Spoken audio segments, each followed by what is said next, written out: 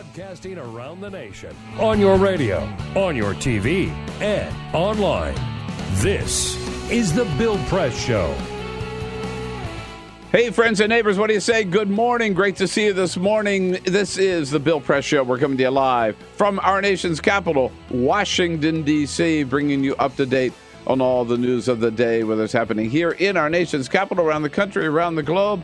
Coming to you on your local progressive talk radio station, on Free Speech TV, and worldwide on our video stream, TawkrTV. Events in the nation's capital. Hi, everybody. It's Bill Press. This year marks the 10th anniversary of doing the Bill Press Show, every day covering the news of the day with the nation's top newsmakers, either on the line or in our studio right here on Capitol Hill in Washington, D.C. Not only that, I go to the White House briefings every day to get answers to the top questions of the day. Bottom line, if it's happening in Washington, D.C., either at the White House or the Capitol, we are all over it.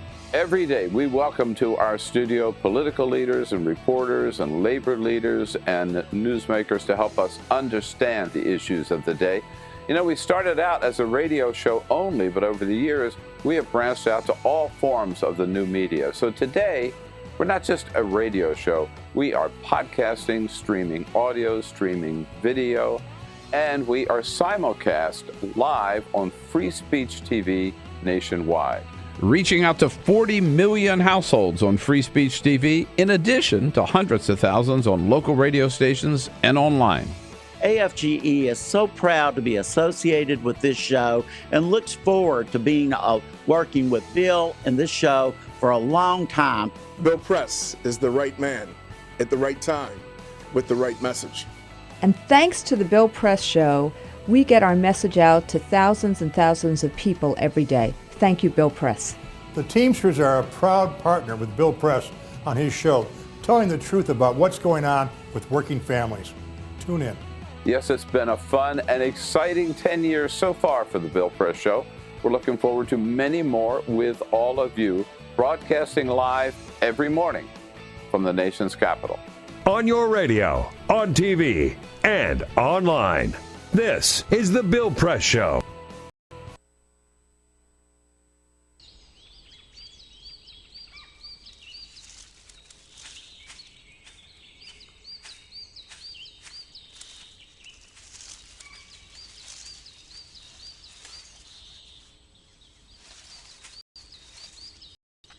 Earth Justice, we defend the environment in the courtroom. Join our fight. When you take a seat, you take a stand. Earth Justice, because the earth needs a good lawyer.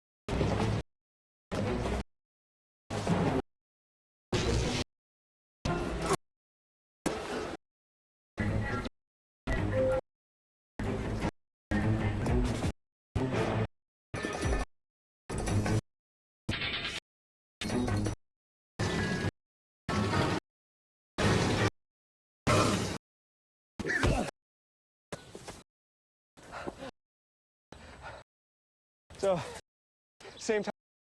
Well, put away a few bucks, feel like $1 million. For free tips to help you save, go to Feed the Pig. The average text takes your eyes off the road for nearly 5 seconds. At highway speeds, that's enough time to travel the length of a football field. Stop the texts, stop the wrecks.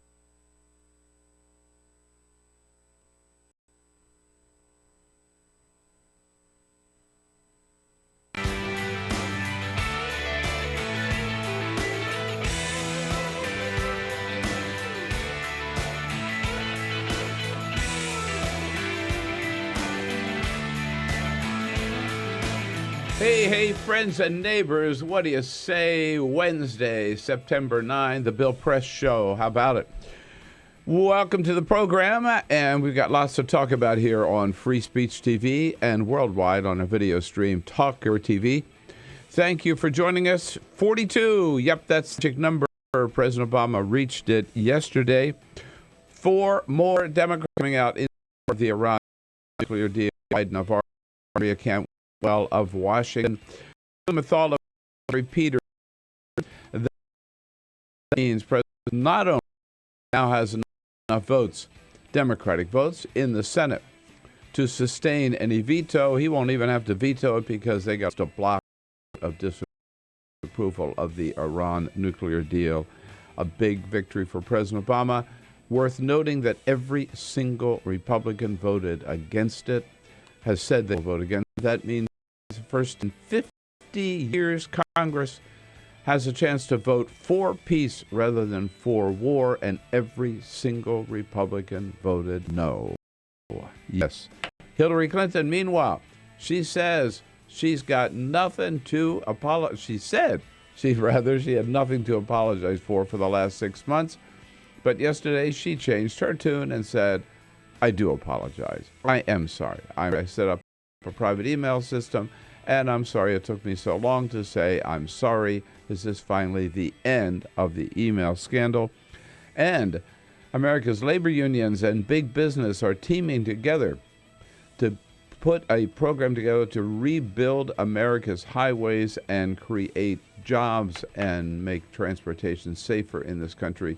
A huge initiative between the Teamsters and big business and other labor unions. We'll tell you all that. You tell us all of the 6655 Press. Welcome on board. This is the Bill Press Show.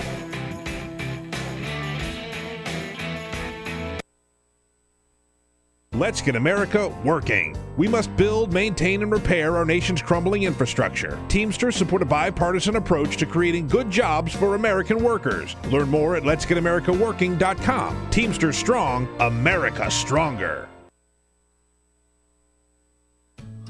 You wouldn't let money just blow out of your house. So when your AC or heater is on, make sure the doors, windows, and fireplace. If you're headed out, turn down the AC or lower the heat by 10 degrees. And always keep your water heater set at 120. A little bit of common sense goes a long way. Get more great tips at energysaver.gov. So, I'm kind of new here, but I've noticed a trend. My human does this funny thing where she goes around and gets all my toys, and then she hides them in that basket by the door. You know, but it's always the same basket, and it's always in the same place. And then she acts so surprised when I find them, but, you know, she's putting them in the same basket. Again. It's like, hello, that's where you put it last time. You were the worst at hide and go seek.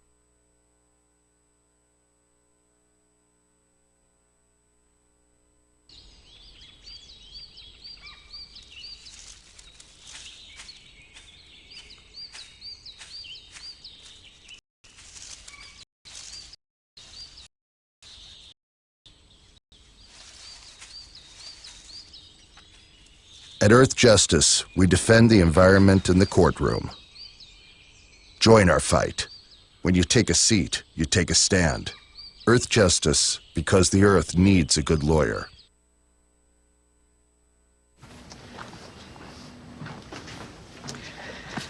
All right. I know this isn't any fun to talk about, but we should. Okay. So who's going to do what? I'll pack the dead batteries. Great. I'll only put what I don't need into a duffel bag. Perfect. That's totally unhelpful. No problem. Meanwhile, I will try to comfort everyone by speaking in a calm voice. And I'll try to get the generator going without any gas. Oh, let's not forget the cell phones, which probably won't work. Right. And who is going to handle supplies? I can forget to do a list for us. Thanks, pal. Well, I think we couldn't be any less prepared. I'm proud of you guys. to your kids where to visit ready.kids and information.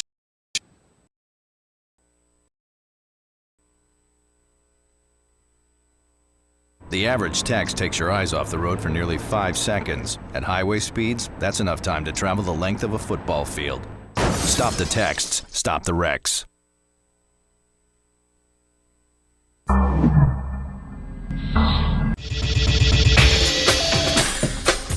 Tune into Free Speech TV for Democracy Now!, a national, independent, award-winning news program bringing you people and perspectives rarely seen on corporate media.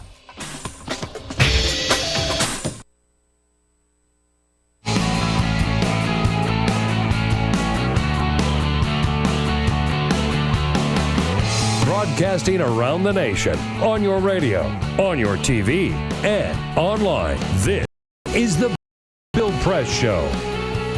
42 votes. Yep, President Obama, 42 votes for the Iran nuclear deal. The opposition has just melted. Sorry, Bibi Netanyahu, big loser. Hey, hello, everybody. What do you say? It's Wednesday, September 9.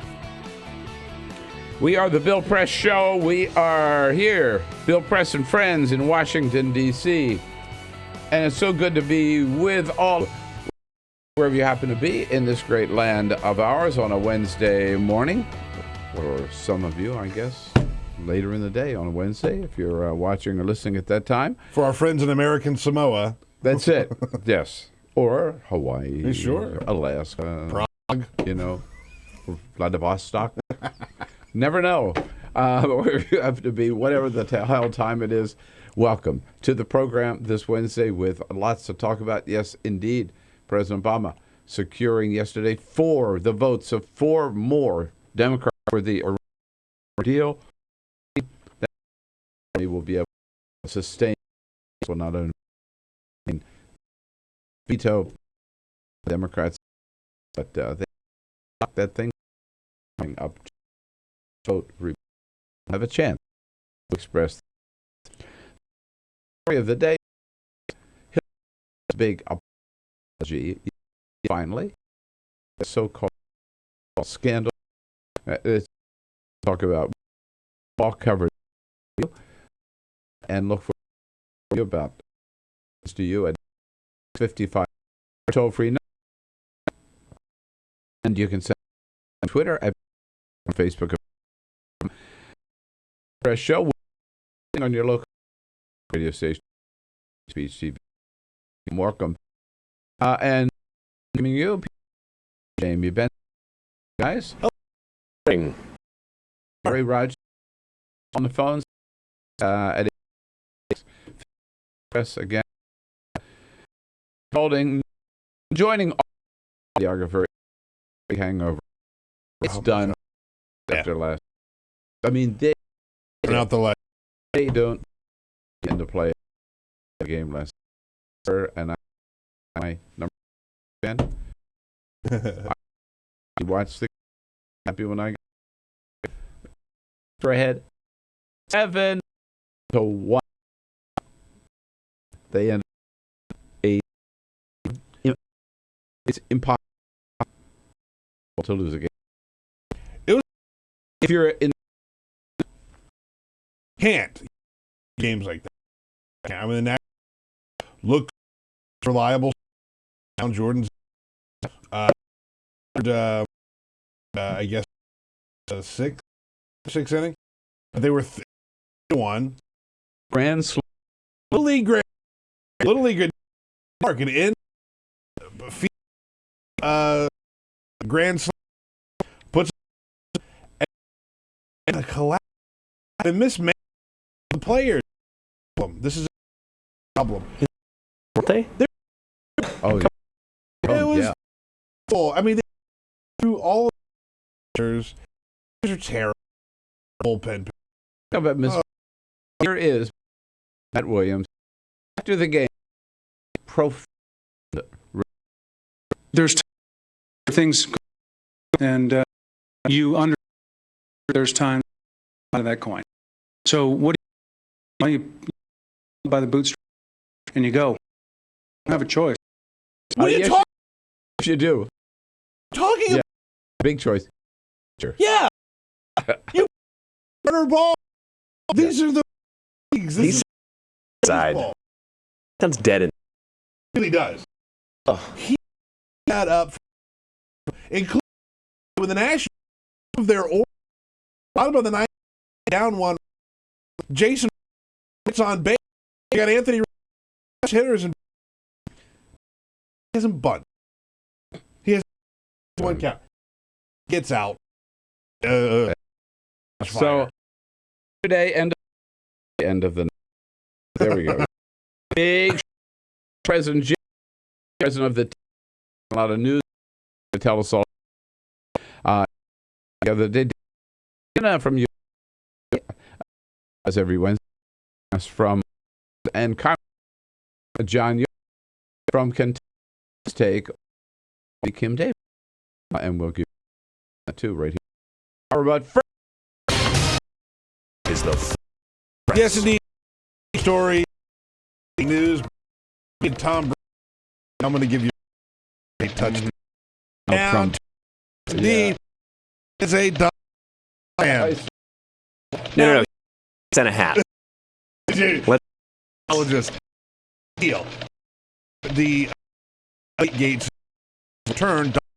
Did congratulate Tom Brady. Yet another Tom is total win. Then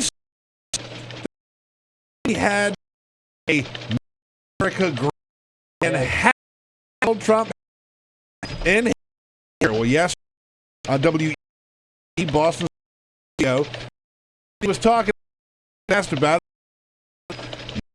is a Trump hat locker. Says that Robert, the owner of the Patriots, was he on the Brady had it, and have a lot of. It's a fashion, and that's it. I'd like one. My hat.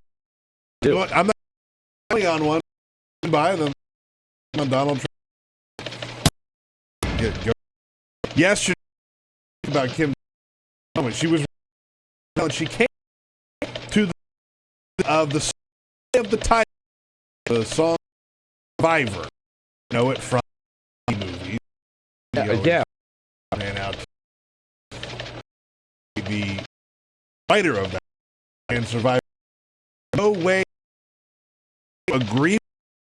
Davis are going to the system immediately. We want her music. There you go. And I with that. Put her back. Hey, salad eating cucumbers in states. There's a vanilla out for that. Vanilla out states, and they tracked it down. Cucumbers in Mexico, sold out of Mexico. The Food Journal actually called this out. They're sold limited environment whole port HE way 27 different red in it and olive serving these twice cucumbers for lunch. Mexico, rapist. This is what really need to build just a Bruce.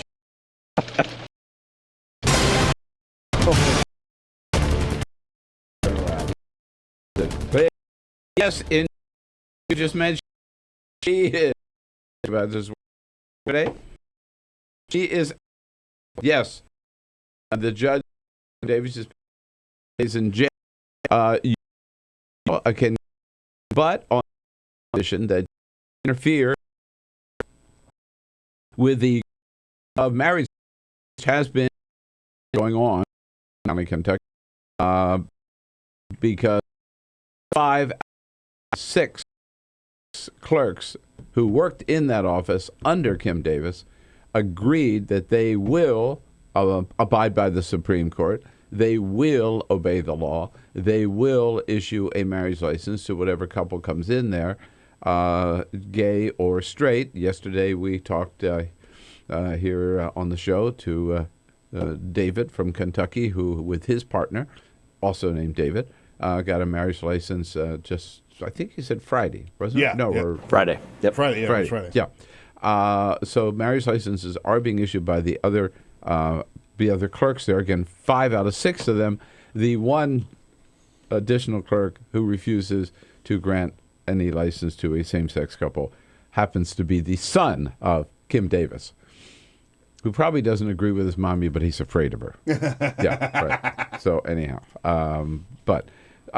so as long as she doesn't interfere, the judge said, with what's going on at the in her office, then she can remain free. It was a comedy show, I thought, yesterday. It was hilarious. Yeah, I mean, first of all, you had 2 presidential candidates there, Mike Huckabee and Ted Cruz, both trying to be the person who saved Kim Davis, and both the person who would be seen on national television bringing her out of prison. Mike Huckabee won that round. Actually, it's reported that his people actually blocked Ted Cruz from getting close to her until after Mike Huckabee had held the big rally on nationally televised rally with her. He was on stage with her? Yeah. Ted Cruz wasn't? He was.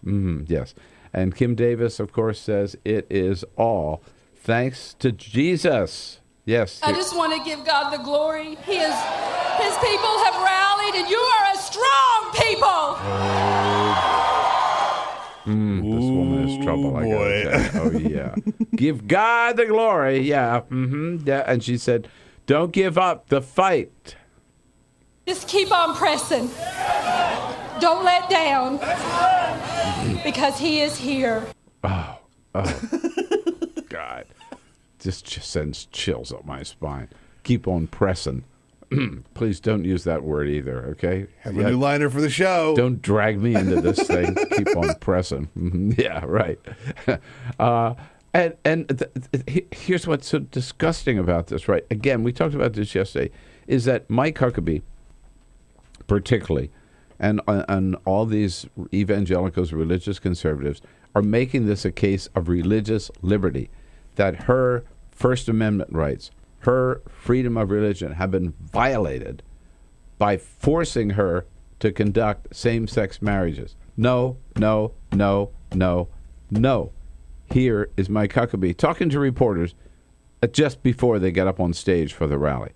But I've already told her that if somebody needs to go to jail, I'm willing to go in her place. Yes, and I mean that because I'm tired of watching people being just harassed because they believe something of their faith. There it is. He said it again. She is not, one more time, she is not being harassed because of something she believes. She went to jail because she was in contempt of court. She went to jail because she refused to obey the law. Period. As a Christian, she's free to practice whatever brand of Christianity she wants.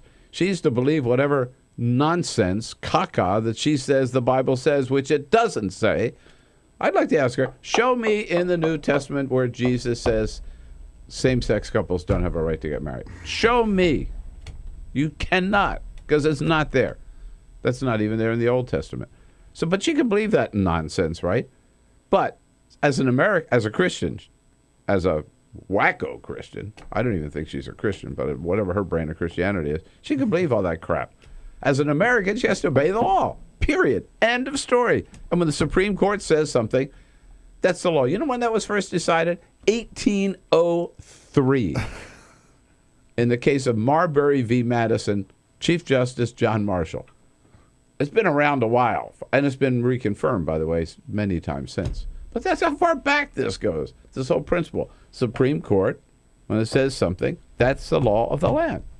Think about the optics. You would think a guy who's running for president might know that? He's a former governor. Yeah. He's a 2-time presidential candidate. He's standing there with an elected official, which is what Kim Davis is, and they're both up there advocating breaking the law just because they don't like it. Mm-hmm. So the next time you hear somebody say something about how all these illegals are breaking the law by coming here, they're coming here illegally, by that logic, it doesn't matter because they don't like those laws. The other logic is this. I want to get your take on this, right? About Kim Davis. What do you think of this? 866-55-PRESS. But I'm going to say it again.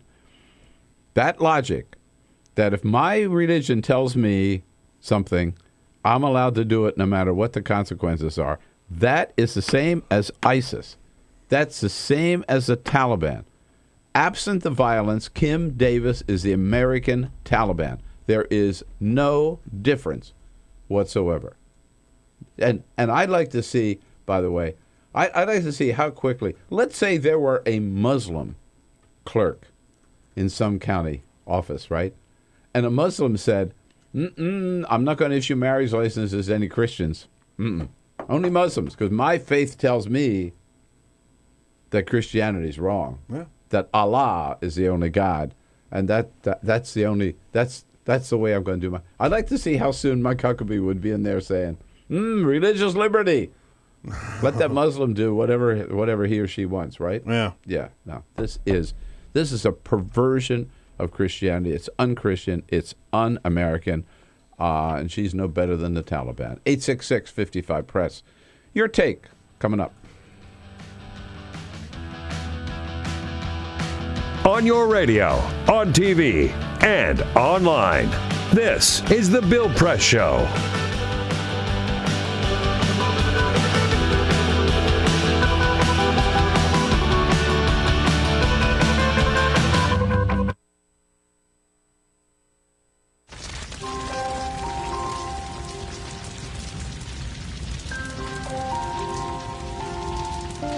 A single ember that escapes from a wildfire can travel more than a mile.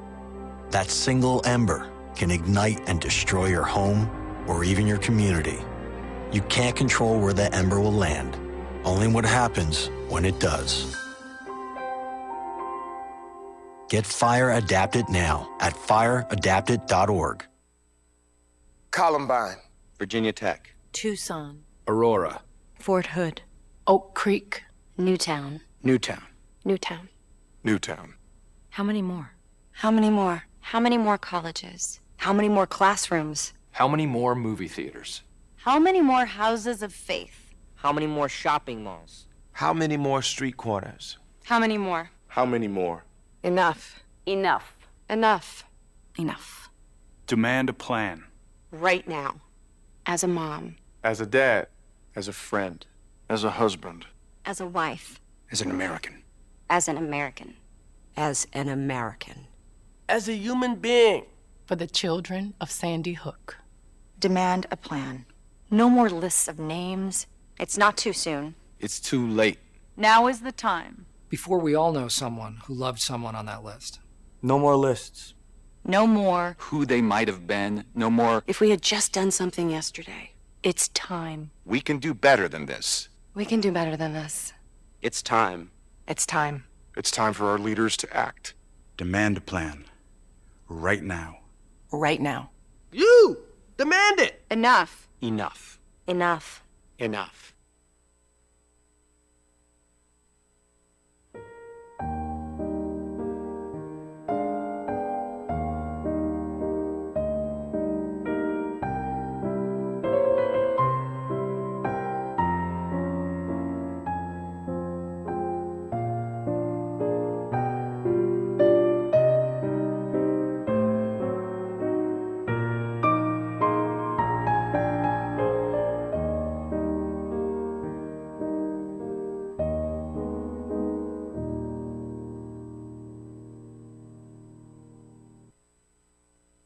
Let's get America working. We must build, maintain, and repair our nation's crumbling infrastructure. Teamsters support a bipartisan approach to creating good jobs for American workers. Learn more at letsgetamericaworking.com. Teamsters strong, America stronger.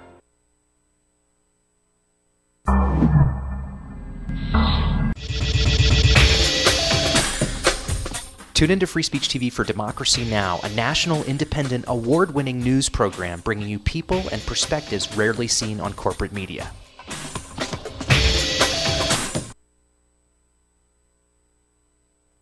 Today might be the day I drop out of school. But you might be able to stop me. With United Way, you could tutor me, be my mentor, or volunteer to just read with me. There are tons of ways people like you can help kids like me stay in school. Make me a success, not a statistic. Take the pledge to volunteer now at unitedway.org. Brought to you by United Way and the Ad Council. Whoa!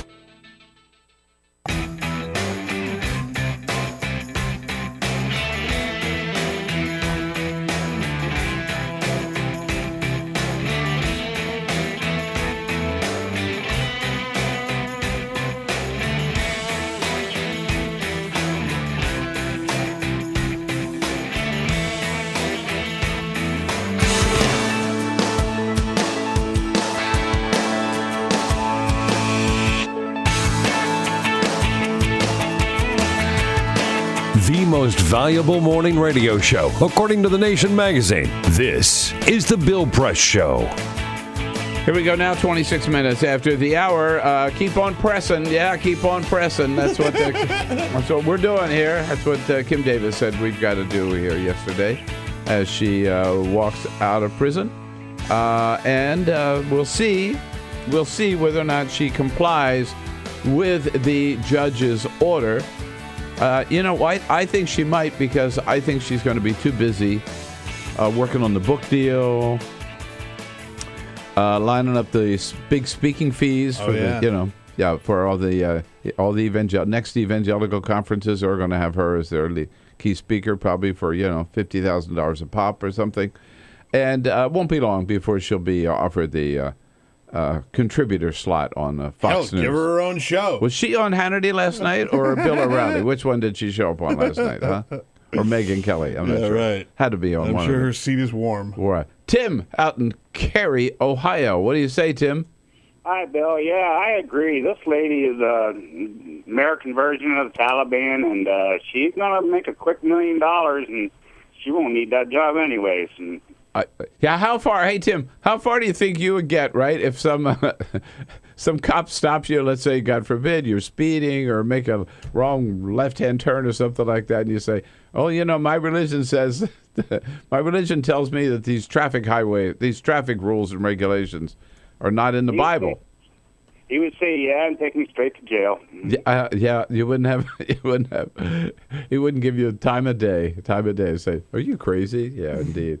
Hey, Tim, good to hear from you. Thank you. But I hope the American people see through this. And a lot of them do. Yeah. I did a little research on this yesterday. So we know now there are 5 out of 6 of the clerks in her own office who say they'll comply with the Supreme Court. Only her son says not.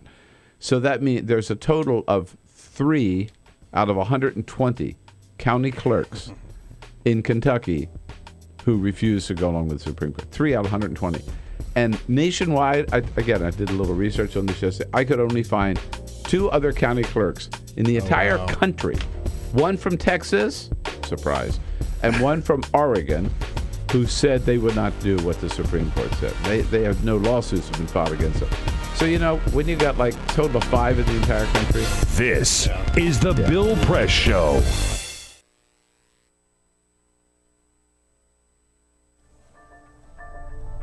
How I've been affected by gun violence over the years is through deaths of friends and family members and associates. When I was 5 years old, I was held at gunpoint in a home invasion. I've gone to the juvenile detention centers, and I've met dozens of young kids, babies really, who have been affected by gun violence. Directly, I've lost a few friends, but I think why this touches my heart is having children of my own. I've been at parties where, I had just left the party and, maybe 10, 15 minutes later, I heard that, somebody got shot and didn't make it.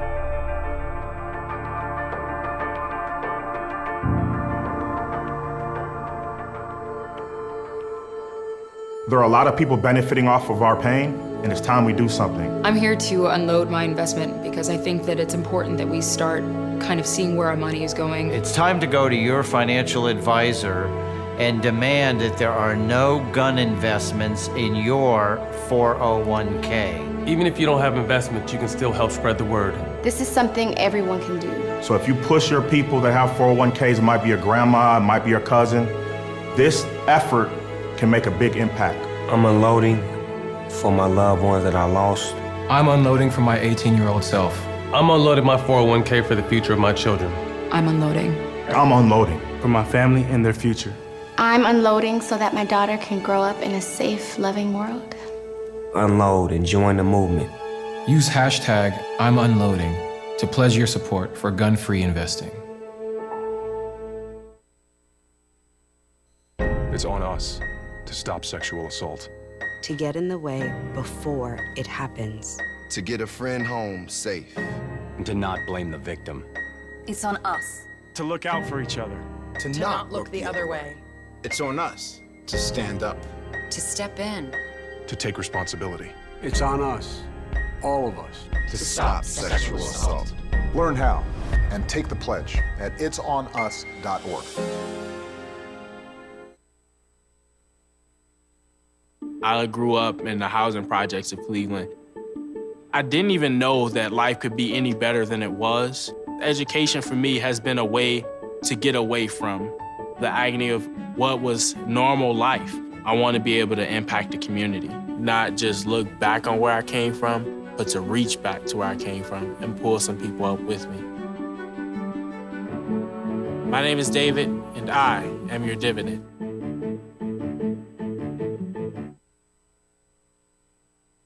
Hey, Free Speech TV world, it's Mama and the Mooks here at the Stephanie Miller Show. Hello. Good morning. You know, Seinfeld was about nothing. I think the Stephanie Miller Show is about everything. A little bit everything. Yeah, a it's little bit. kind of everything like thrown into a blender and we hit frappe. Right. With wine poured in. Right. Senators, fart jokes, politics, pop culture, entertainment. Drinking. Drinking, random stray thoughts. It's what all the hip kids are talking about. Yep. We have the smartest, funniest people in the country on this show, do we not? We absolutely do. Right? Our sexy liberal army of callers calling every day to tell us all about it. There you go. And some right-wingers that Travis particularly enjoys talking to. They're my favorites. Okay. You can watch us every weekday from 9 to noon Eastern or 6 to 9 Pacific, which is really early. But we still, we try to, we're still pulling in people like Rob Reiner, Lily Tomlin, Frangela, you name it. You can only get it here at the Stephanie Miller Show. Mama, Mooks, fancy celebrities. And everything. And fart jokes. Free Speech TV.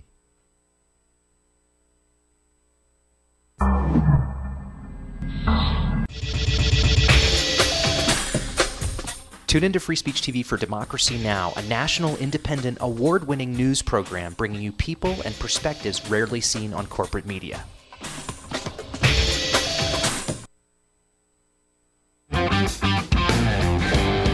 Seen on Free Speech TV and online on TawkrTV. This is the Bill Press Show. 33 minutes after the hour. It's Wednesday, September 9. We're rolling right along here, or pressing right along, I guess we're supposed to say, as Kim Davis said. Yeah, right. Coming back to the point we ended on just before the break, when every county clerk in the country, I don't know how many thousands there are, except for 5 that I was able to identify, have said, yeah, we understand. We know the law. The Supreme Court says this. We may not like it, but that's the law of the land. If they feel that their faith doesn't... But, by the way, John Kasich made this point, too, right? We're talking, of course, about Kim Davis getting out of jail yesterday and Mike Huckabee and Ted Cruz, although he wasn't able to get close to her, trying to make some kind of a national hero out of her, a hero for religious liberty, which doesn't fit here at all. But when you look at just those that small number of county clerks who refuse to abide by the Supreme Court's decision, I think it's a reflection of how public opinion on same-sex marriage and marriage equality has shifted so dramatically in this country. Yeah, absolutely. It was 2004. 11 states had a constitutional amendment on the ballot to put it in their constitution to ban same-sex marriage, and all 11 of those passed. And here we are, 11 years later, and the Supreme Court has said every state shall recognize the union of either straight couples or same-sex couples all have equal rights under the Constitution. Took us a long time to get there, but that's what the Constitution means. And also think about the precedent that Huckabee and Cruz and all these other guys are setting, right? It's saying if the Supreme Court rules on something and you don't like it, you just get to choose to not abide by it, right? Like that's what they're saying. You don't have to listen to what the Supreme Court, which is known as the law of the land, you don't have to follow those rules. And again, 1803 is when that challenge was first made to under Chief Justice John Marshall, Marbury v. Madison. Look it up. And that was decided then, and it's been reconfirmed many times since. So, latest on Kim Davis, Mary is out in Ouray, Colorado. Hi, Mary. Hi, good morning, Bill, Yes. to everybody. Thank you. I was a history and government teacher, and this is really kind of serious. I think, number one, I'm joining the American United for separation of church and state. I have the check ready, and it's going in the mail. I think I'm not particularly religious, but I think we need to see what other churches are saying, and Congress people, too, and above all, elect Democrats in this next election for the Supreme Court issue and everything. That's an excellent point. By the way, Americans United, you've heard me say, I've been a member for a long time. Reverend Barry Lynn does a great job. And it's so important just to have somebody out there fighting, right, to maintain and retain this separation of church and state. And this is a classic example of how important that is, isn't it? Yes. Bill? Yes. I just ordered his book, God and Government, and another one is a book by, I think you might have mentioned it, Robert Boston, on Taking Liberties, Why Religious Freedom Doesn't Give You the Right to Tell Other People What to Do. Yes, Robert Boston is sort of like the number 2 guy at Americans United. Excellent writer, excellent book, Smart too. guy. Yeah, very smart. Both of those books are very good.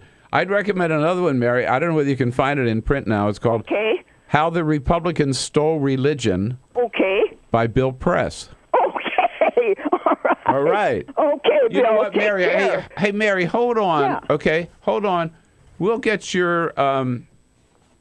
If I've got a copy of it here, we'll get your name. We'll get your address and everything. Okay. Oh, thank you very Here much. it is. Here it is. How the Republicans Stole Religion. Okay. Okay. I've got a copy. I'm going to sign it for you right now, and we'll put it in the mail for you. Well, thank you, Bill. I don't. It's just so scary. I tell you, it really is. It is. Well, then you read this book and you'll feel better. Okay. All right. All Thanks, right. Bill. Okay. Bye Hold to on. everybody. Don't go away. Come Okay. to Ouray, Colorado, Bill. I'm sorry. I didn't. Come to Ouray. It's so beautiful. Oh, yeah. We'll come again and again. You know what? I've never been out to Ouray, Colorado. I'd love to do that. Oh, it's so gorgeous. I work at the visitor center, so come in and say hi. All right. We'll do that. There Maybe we you can go. give us a tour. The visitor center in Ouray, Colorado. I wonder if that's near Denver. don't I know. have no idea. I'm All right, going to let's look it up right now. Look it up right now. Right. Field trip. All right. Hey, thanks, Mary. Yeah, we could talk all morning about Kim Davis, but I do have to get something else in, which is very, very important, is that she, yesterday, finally said, I'm sorry. Yes, we've talked about this before, how many times, on the Hillary so-called scandal, I call it, because it's not really a scandal. It's just a mess. It's just a mess. And I feel sorry for Hillary Clinton in a sense. At the same time, I'm kind of angry at Hillary Clinton, too. And certainly, maybe better said, angry at her campaign. Because this thing has just been botched from the beginning. It's been a saga that just won't go away, and partly because of the inept way it was handled. Look, it was Hillary, with these emails, setting up this private server and using only this private server rather than the official State Department account. Hillary, as I've said here before, she didn't do anything illegal. She didn't do anything wrong. She didn't do anything immoral. It was just dumb. It was really dumb. And there's an official government server, official government system, and it's for a very good reason, because you're handling a lot of sensitive stuff when you're at the State Department. But she said she didn't want to be bothered by having to carry around 2 phones, BFD. Almost anybody with any importance in Washington carries around 2 electronic or devices. Or has a person who helps carry them. I mean, or has a person who carries them. Right. Yeah. I mean, I know every single member of Congress, every single member of the Secret Service or the Capitol Police Department, they've got their BlackBerry, official BlackBerry, and they've got their private cell phone. We've been over this so many times. So it was dumb to set it up. It was, in the first place, it was dumb to have a private server. It was dumb to have her own people decide which email she would release and which ones she would not.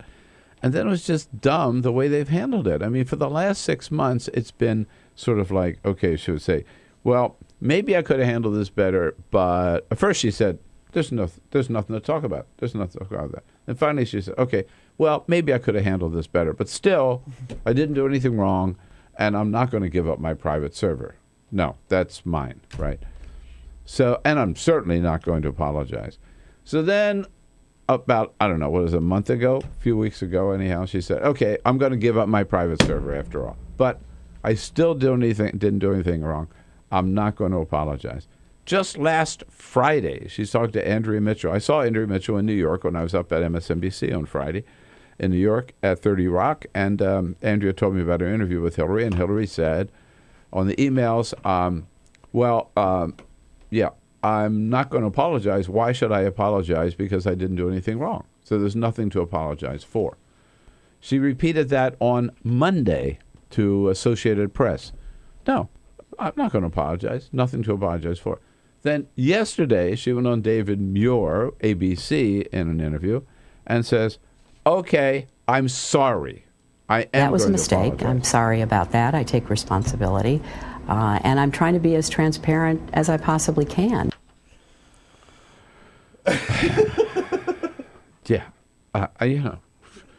She finally gets there. I mean, but it took so long. By the time she gets there, it's almost meaningless. This though is why people like Donald Trump and people like Bernie Sanders are having a moment in politics, because they are so low on BS. Yeah. And if they have something on their mind, they'll tell you exactly what is on their mind. Right. And this is sort of a typical political, drawn-out, tortured explanation. And it drives people crazy. You know, she goes on with David Muir. Right. I know another Donald Muir. With David Muir saying, yeah, again, maybe I should have thought this through before I did it. I could have and should have done a better job answering questions earlier. I really didn't perhaps appreciate the need to do that. What I had done was allowed. It was above board. Okay. All right. Look, this is not a dump on Hillary moment. All I'm saying, I'm glad she finally said, I'm sorry. Yeah. I just wish she had done it 6 months ago. Yeah. She could have gotten this whole thing. She could have got rid of it early on, saying, God, I should have thought that through. Right. From the very beginning, she just said, that was a dumb move. I shouldn't have done that. And here, you can have every damn email I ever wrote in my life and my server. Take it all. Right? And then you go through it. Yeah. And instead, dragging it on, it has really slowed her down and really hurt the campaign and given Republicans a lot of fuel. And believe me, there'll be even more hearings on the emails coming up. David Jackson saw him at the White House yesterday at the briefing. We'll get his take on the news of the day for USA Today in our next segment. Coming up. Follow us on Twitter at BP Show. This is The Bill Press Show.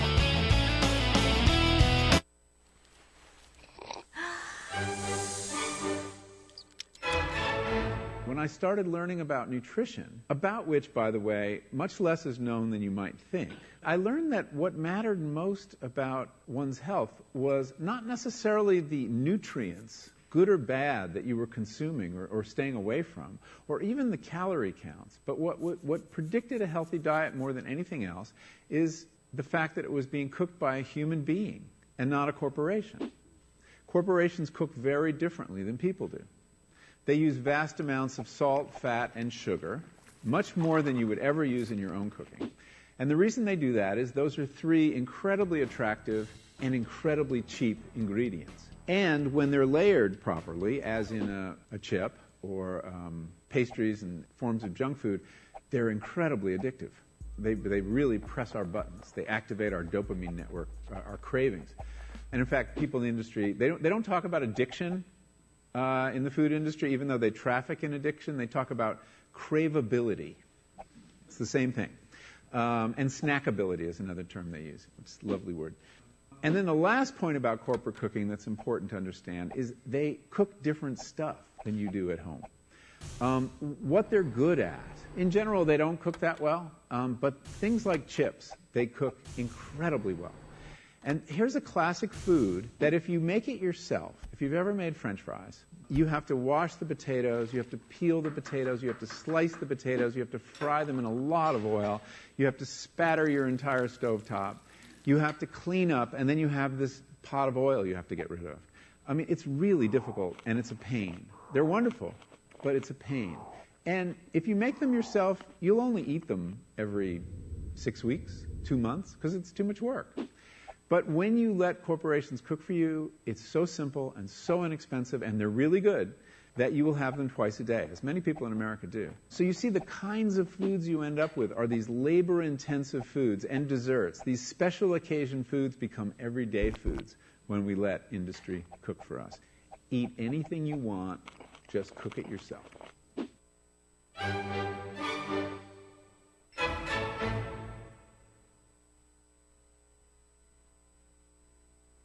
So, I'm kind of new here, but I've noticed a trend. My human does this funny thing where she goes around and gets all my toys, and then she hides them in that basket by the door. But it's always the same basket, and it's always in the same place. And then she acts so surprised when I find them, but, she's putting them in the same basket. Again. It's like, hello? That's where you put it last time. You were the worst at hide and go seek.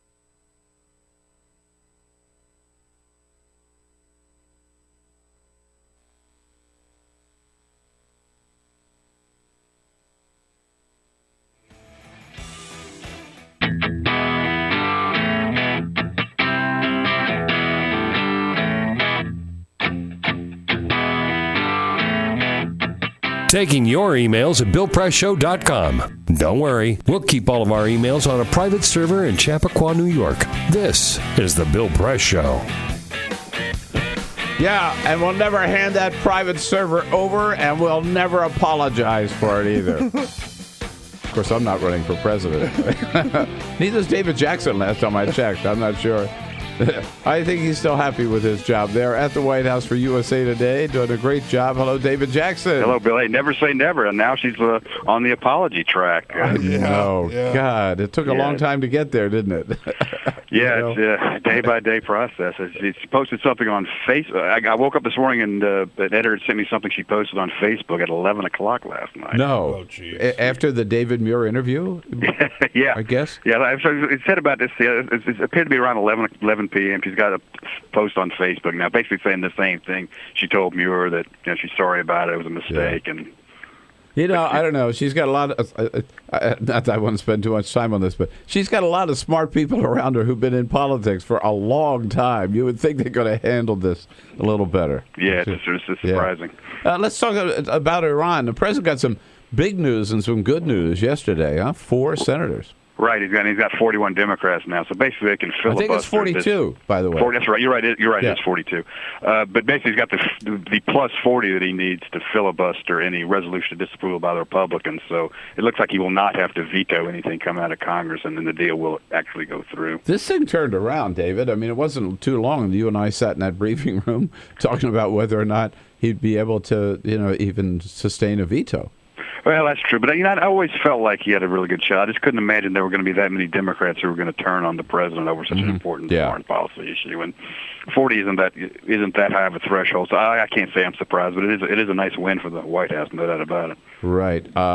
And there's no doubt they will filibuster, right? They don't want this thing to come to a vote. The White House wants them to. I was a little surprised that Josh made it perfectly clear that he expects those who support the deal. And the way they phrase it, that the resolution would undermine the deal with Iran, so they expect the supporters to block that. So that's something they want. I was wondering if the president actually wanted to veto resolution put more pressure on the Republicans, but apparently that's not the way they want to go. Right. And Josh went out of his way yesterday to sort of say how hypocritical it would be for Mitch McConnell to complain about a filibuster. Right? No, yeah. I don't think that he will. I mean, I think McConnell will have to deal with his right wing flank on that, but I don't think you'll see too many protests from him out of that. The other issue yesterday that we kicked around is government shutdown, and the president. They're taking a hard line on the sequester cuts. Yeah, they are, and we've also got a lot of Republicans, including presidential candidates, who are taking a hard line on Planned Parenthood. So we may be looking at another shutdown come October 1st. Yeah, I thought that where Josh was almost saying that he would shut down the government rather than allow the sequester. President Obama would. I guess, accept shutting down the government rather than allow the sequester cuts to continue. I think that's. Was that your read as well? Yes, very well. And I was surprised at the tone. I mean, here again, as with the filibuster question on the Iran deal, I was surprised at the tone, and they do look. Of course, President Obama feels like he's in a good position politically, so I think he's going to try to press that advantage when it comes to the sequester cuts on this budget deal. But it's going to be after the Pope comes and after the President Xi of China comes, then we're going to have some really hardball budget negotiations here in the last week in September. Right. So what's up in Michigan today? President on the road again today. Free Community College. He's going up there with Jill Biden, the vice president's wife, to talk about he's going to try to pressure Republicans into moving on his free community college plan. That's probably not going to happen. So what they're doing now is creating a new board. I can't remember the name of it, but it's an education board designed to highlight and promote state and local efforts to provide scholarships to community college. So basically he's saying we can't get this at the national level yet, but states and localities are providing free community college education. You should take advantage of it, and here's how you can do it. So Jill Biden is riding on Air Force One with the president? Yes. I'm sure a lot of people will be shouting questions what they'll talk about. Oh, yeah, right. Yes, that's another thing that makes this trip kind of semi-interesting. Jill Biden going to be in public at a time when her husband contemplates a presidential run. Yeah, and Joe has indicated that she's not necessarily on board yet. So maybe this is a way of saying, you see, honey, Air Force One's pretty nice. It's an awful persuasive. I tell you, it's quite the experience. That could be awfully persuasive. It wouldn't surprise me if it turned her around. She might say, I could get used to this. Maybe that's the hidden agenda here, David. Man, you got to wonder. I'm sure there'll be some speculation about that when people see the vice president's wife up there with President Obama. Yeah. So, were you up late last night watching the new Colbert? Do we call him Colbert now or Colbert still? Colbert. It's funny, when he went to Northwestern many years ago, it was Colbert, but then somewhere along the line he changed it to Colbert, so he's sticking with that pronunciation. He's sticking with that, right. Yeah, I saw it. Actually, I woke up this morning and looked at the clips mostly, but yeah, some interesting stuff. It was a pretty long, in fact, the interview was so long they had to cut some of it, so there's some unaired portions of it on the internet. With Jeb Bush, you mean? Yeah, with Jeb Bush, yeah. Oh, wow. Talking about the debate and talking about gun control and some other issues. So it was pretty long and substantive. Jeb talked about why he puts the exclamation point at the end of his name, so a good time was had by all. No damage really done to Jeb, and pretty interesting and pretty humorous. Yeah, I thought it was a strange. I mean, we were talking about this yesterday. You would think if you wanted one of the presidential candidates, right, that would make a lot of noise or news on your first night, you might have Donald Trump rather than Jeb Bush, right? I mean, there was a perception at one time that Jeb Bush might be a front runner. That's true. Maybe when they made this booking. Yeah, that's true. Colbert still described him as a front runner last night, of course. And if you go to the betting parlors, Bush is still the betting favorite. You'll be glad to know. Just got back from Singapore, and you'll be glad to know he's still a betting favorite internationally. But what the hell? He may have tried to get Trump, but we don't know. Trump's going on ballot. Wait, stop! What were you doing in Singapore? I was just vacationing, but they got gambling now over there, and so I was checking out some of the presidential contests on the international gambling markets, and Bush is still the favorite. That's funny. Well, good for you. But I have to you don't have to go that far to gamble on the presidential candidates. That's a little sidelight. I just diverted myself a little bit by the international gambling market, because it's illegal here. I wouldn't want to recommend that any of you or any of your listeners gamble on the president, but it's legal in other countries. So and they still think Bush is the favorite. Although Trump has moved up to second, so who knows what might happen. I want to hear more about that trip next time I see you, David Jackson, at the White House. All right, David, thank you. All right, thank you, sir. See you later. USA Today covering the White House. Singapore. Get social with Bill Press. Like us at Facebook.com/Bill Press Show. This is The Bill Press Show.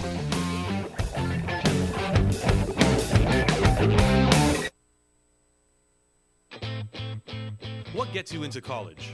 Good SAT scores? High GPA? Lots of extracurriculars? Sure, but what you really need is money. If you don't have the cash, you'll need a loan. And we mean huge student loans because the cost of college has risen 1,000% in the last 30 years. This means big money for the banks that collect fees and interest. Now, millions of young people are starting their adult lives with an average of $29,000 of loans on their backs. Altogether, we're talking $1.2 trillion in student debt. And more people are finding it impossible to pay them back. Welcome to the student debt crisis. The increasing demand for higher education and cuts to state funding gave colleges a huge incentive to keep inflating prices. I graduated about a year ago, currently in $35,000 of debt. I am in debt about like $25,000. I owe $23,000. I owe over $50,000 in student loans. 38.8 million Americans owe money on a student loan. And the biggest names in banking are making huge profits off the booming student loan industry. Sallie Mae, the largest provider of private student loans, made $949 million last year. They only give you about 6 months to look for a job. You have to start paying back the loan. It's very pressuring, especially nowadays. It's very hard to find a job. Over half of the students graduating in 2012 could not find a decent paying job. They either had low-wage jobs or unpaid internships or were unemployed altogether. So you can't make the payments. You start incurring late fees, which makes the loan even harder to pay off. And it stays with you for years, even decades. Right now, a third of the people who started repaying their loans are delinquent or in default. That's 13.7 million people, more than the populations of Chicago, New York, and San Francisco combined. Worse, it's not just the borrowers who are in trouble. Many loans require co-signers. So if the student is unable to pay, that co-signer, a father, a mother, or a grandparent, is now on the hook. Even a grandparent's Social Security benefits can be garnished to pay the loan. We should have an answer to this. If you get really behind in your car payment or your credit cards, you can file for bankruptcy. But Congress has made it nearly impossible to discharge student loans through bankruptcy. Big institutions make big profits while students try to make ends meet under crushing debt. Is this how we want our education system to work? The whole point of going to college is to get the career you want, but lately that's been discouraged because no one can afford school. You get a job just to pay off your student loans. We need higher education, not higher debt. Sign up to end the student debt crisis at higherednotdebt.org.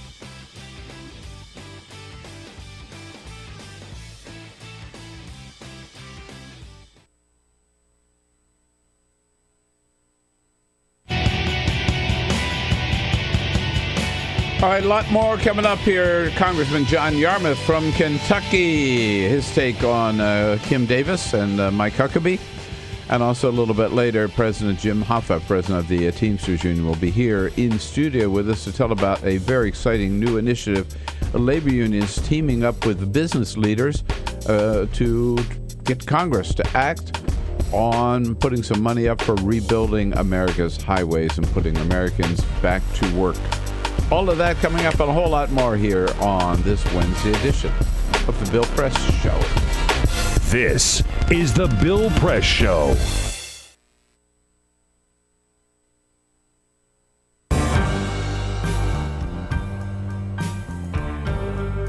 I'm a Piston fan. Their slogan was, "We come to work." That's what Detroit about. That's why they used it. It's a team thing. They won 2 championships, a team. There was no star. No mayor can come in here and be a star. It's a team thing. No governors can come in here and think you can do it by yourself. It's a team thing. You got communities. They got ideas, too. The only thing wrong with Detroit, people have lost hope here. Residents, city workers, so much corruption. They lose hope. But I grew up here. I love this city. I think it can come back.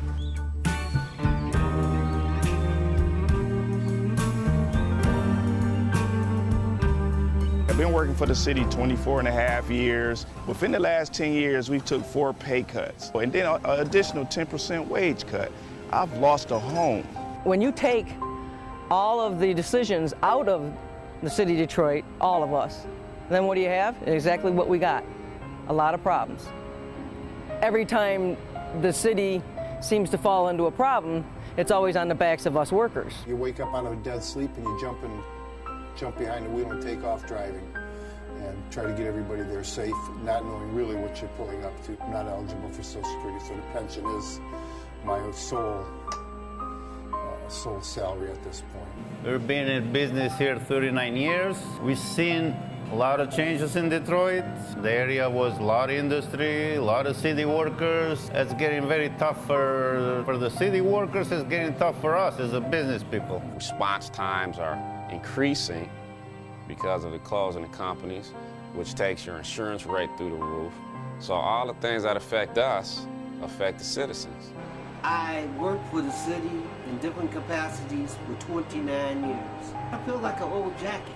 They use me up and they throw me away. In my condition, nobody's gonna hire me. I'm 68 years old.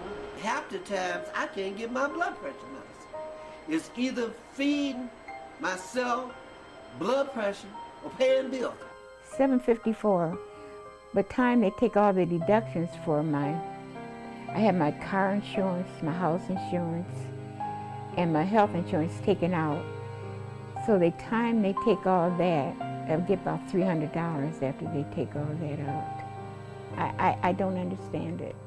I can't see how the governor is allowing this to happen and what they're doing and they want to blame it all on the seniors. Not only the seniors, but the city workers. And we worked hard. I know I worked hard. I've been in Detroit since 1946. I was 14 years old when I came in. I don't live large at all. I wish I could. I don't know when the last time I've been shopping. I only get $1,100, and I'm 81 years old, and I need every penny that I can get and that I do get. And I'm very, very upset about the idea of them taking away my pensions that I worked 30 years for. I think it's terrible that they talk about Detroit like they do, because Detroit has been very good to me. I have a lot of city workers coming in with their uniforms on, Detroit Water Department, Police Department, Fire Department. I get a lot of people, the Border Patrol come in. So if I lose that customer base, I'm going to be in a position where I might have to close down. If they take away their pensions, if they start cutting jobs, it's going to cut into a large percentage of not only our business, but other businesses that are in the city of Detroit. We're here. We've been here for 26 years. We're still trying to do business in the city. Detroiters are survivors. They tough. They adapt. But only can do so much when your politicians ahead of you and we're not on the same team.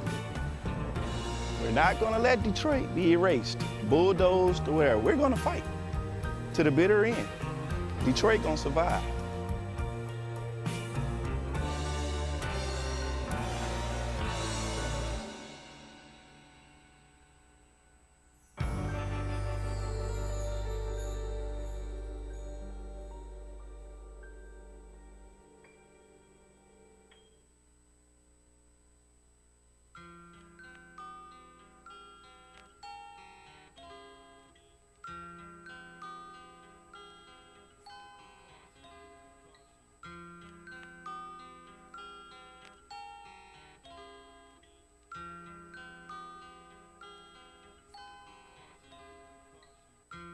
Just this month, my bill was like $138. Even at one phone call a week cost me $40 to $50 every month. I am living on a fixed income of SSI, so this is really a great hardship. Families are being punished when they incarcerate their children, they incarcerate the whole family. In 2011, the Media Action Grassroots Network, Working Narratives, and Prison Legal News founded the Campaign for Prison Phone Justice, an effort to call on the FCC to address the cost of interstate phone calls. The campaign mobilized prisoners to send hundreds of letters. Advocates and families filled out postcards, met with elected officials, and signed petitions. Partnerships were formed across the political spectrum and with groups in the criminal justice, civil rights, and public interest community. The film distribution company Participant Media and director Ava DuVernay joined the fight through a social action campaign tied to the release of the feature film Middle of Nowhere. In an effort to push the FCC to act, the campaign hosted a historic rally outside of the Federal Communications Commission where for the first time, families of prisoners, elected officials, civil rights and faith leaders came together to call for an end to predatory phone rates. We're all held captive when predatory phone companies gouge our families. My son has been incarcerated now for over 10 years, and my husband estimates that in the time we spent over $25,000 on prison phone calls. My hero's not yours, you probably arrested them. Your schools probably neglected them. They spawn thoughts, you probably infected them. Feed us what you feed us, you can lay us next to them. FBI call it major crimes. Babies making babies cry.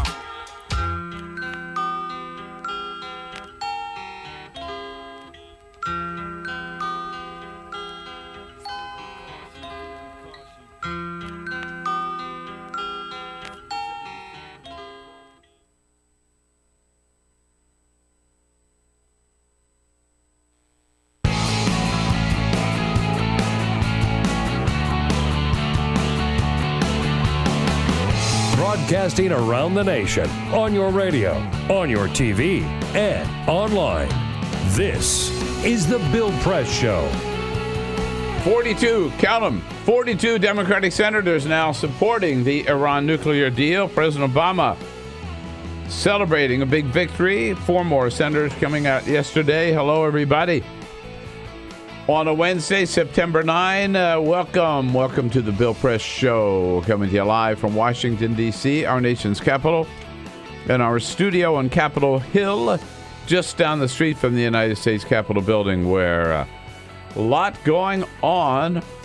Congress back in town, dealing with the Iran nuclear deal this week, and big preparations underway for the visit of Pope Francis to the United States Congress just about 2 weeks from now. Everybody very excited about it. We've got our eye on everything going on at the White House, at the Congress, around the country, around the globe. We'll tell you all about it. You tell us what you think about it. Give us a call at 866-55-PRESS. Good to be here with you on your local Progressive Talk radio station. Don't forget, if you're not lucky enough to have a Progressive station in your community, you can always reach us on the radio on one of the 2 great radio apps, TuneIn or Nyhart Radio. And we also welcome you on Free Speech TV and on TawkrTV. Our team here assembled and ready to go. Peter Rogburn and Jamie Benson. Yeah. Here we are. Good morning. Yes, indeed. Ray Rogers on the phones and on the phone right now, ready to take your calls, 866-55-PRESS, and Cyprian Bolding, our videographer on the job and keeping us looking good on Free Speech TV. Thank you, Cyprian. And on TawkrTV, our video stream. It was a big night. You probably all got bags under your eyes this morning. Stayed up late to watch the new Late Show with Stephen Colbert. His big guest yesterday, George Clooney and Jeb Bush. He was giving a little tutorial to Jeb Bush on how to answer questions at the debates. And so he tried him out and asked him a question about the Iran nuclear deal, and Jeb gave a typical wonky answer. So Colbert said, no, we can do better than that. I have a Trumpier answer for you. What we've done is that we've written up here an answer that's just a little bit just Trumpier. All right, just read it right off there. Okay, ready? This could be dangerous. No, it's be fine. All right, here we go. Governor, what is your reaction to the Iran deal? I will build a wall between the United States and Iran and make Mexico pay for it.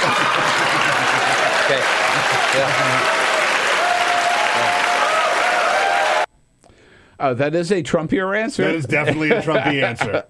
That is certainly a Trumpy answer. That's the Trumpier answer to every question in the debate. So, right. Yeah. So maybe we'll see a little more, a little more energy, a little more humor, a little more direct answers from Jeb in the next debate. He needs it. That's he definitely needs it. Coming up. All right. Lots going on here. We're going to kick off this hour with Congressman John Yarmuth from Kentucky. Lauren French from Politico, covers Congress from Politico, joining us a half hour. And then the next hour, President Jim Hoffa, president of the Teamsters, with an exciting new initiative, labor and business getting together to rebuild America's highways. But as promised, a good friend of ours, he is back in town after, well, let's find out. Congressman John Yarmuth from Kentucky. Hey, Congressman, welcome home. Thanks, Bill. Good to be back with you. Or welcome back. So how'd you spend that 6 or 7 weeks that you guys had off? Well, I think it was like 5.5, but all right. It was a long time, and probably longer than we need to spend away from Washington with all the things that we have to do. But I did take a little time off. Went to Ireland for about 12 days, and then spent the rest of. Yeah, it was great. I go every August to Ireland, and then came back to the heat and spent the rest of the time in my district doing the same thing I always do, meeting with people and visiting businesses, going to festivals, just getting a sense of where my constituents are, politically and economically and so forth. Did you spend any time in Rowan County, Kentucky? I did not. No, it's Rowan County, actually. Sorry, Rowan. Yeah, Thank you. But that's okay. That's okay. We have, we have a Versailles, Kentucky, and not Versailles. So. Oh, all right. You have to know how to pronounce them. Yeah. So, alternative pronunciation. What kind of support does this Kim Davis have statewide in Kentucky? Well, I think she has substantial support throughout the state. I don't think in my district she has much support, and it's a shame. I think it's very troublesome for the reputation of Kentucky. She is such an outlier. We have 120 counties in Kentucky. There are 3 county clerks who have taken the position that she has. Only one has been this resistant. She's the only one. And it's turned into a total circus. And, for Mike Huckabee to get up there yesterday and said, send me to jail instead of her, it's just such an outrageous grandstand, insulting performance. It's like this has turned into just a comedy of errors, and pretending, pretending that her religious liberty is being violated because she's supposed to obey the law, right? Exactly, and I did another interview yesterday, and there are so many examples that you could come up with. But the Leviticus says that a tattoo is an abomination against God. And so is she going to refuse licenses for people with tattoos? I mean, it gets absurd. The freedom to practice one's religion is not the freedom to interpret laws. And according to your interpretation of the Bible, and the First Amendment's very clear that, it was actually written for this situation. It says that there shall be no establishment of religion. And what she's trying to do is establish religion in a clerical procedure. And it's outrageous. The judge was absolutely right in finding against her. I think he was right in jailing her. And we'll see what she does now. What can we expect from the legislature, and B, the governor? She's appealed to both, right, to kind of give her some immunity. She has.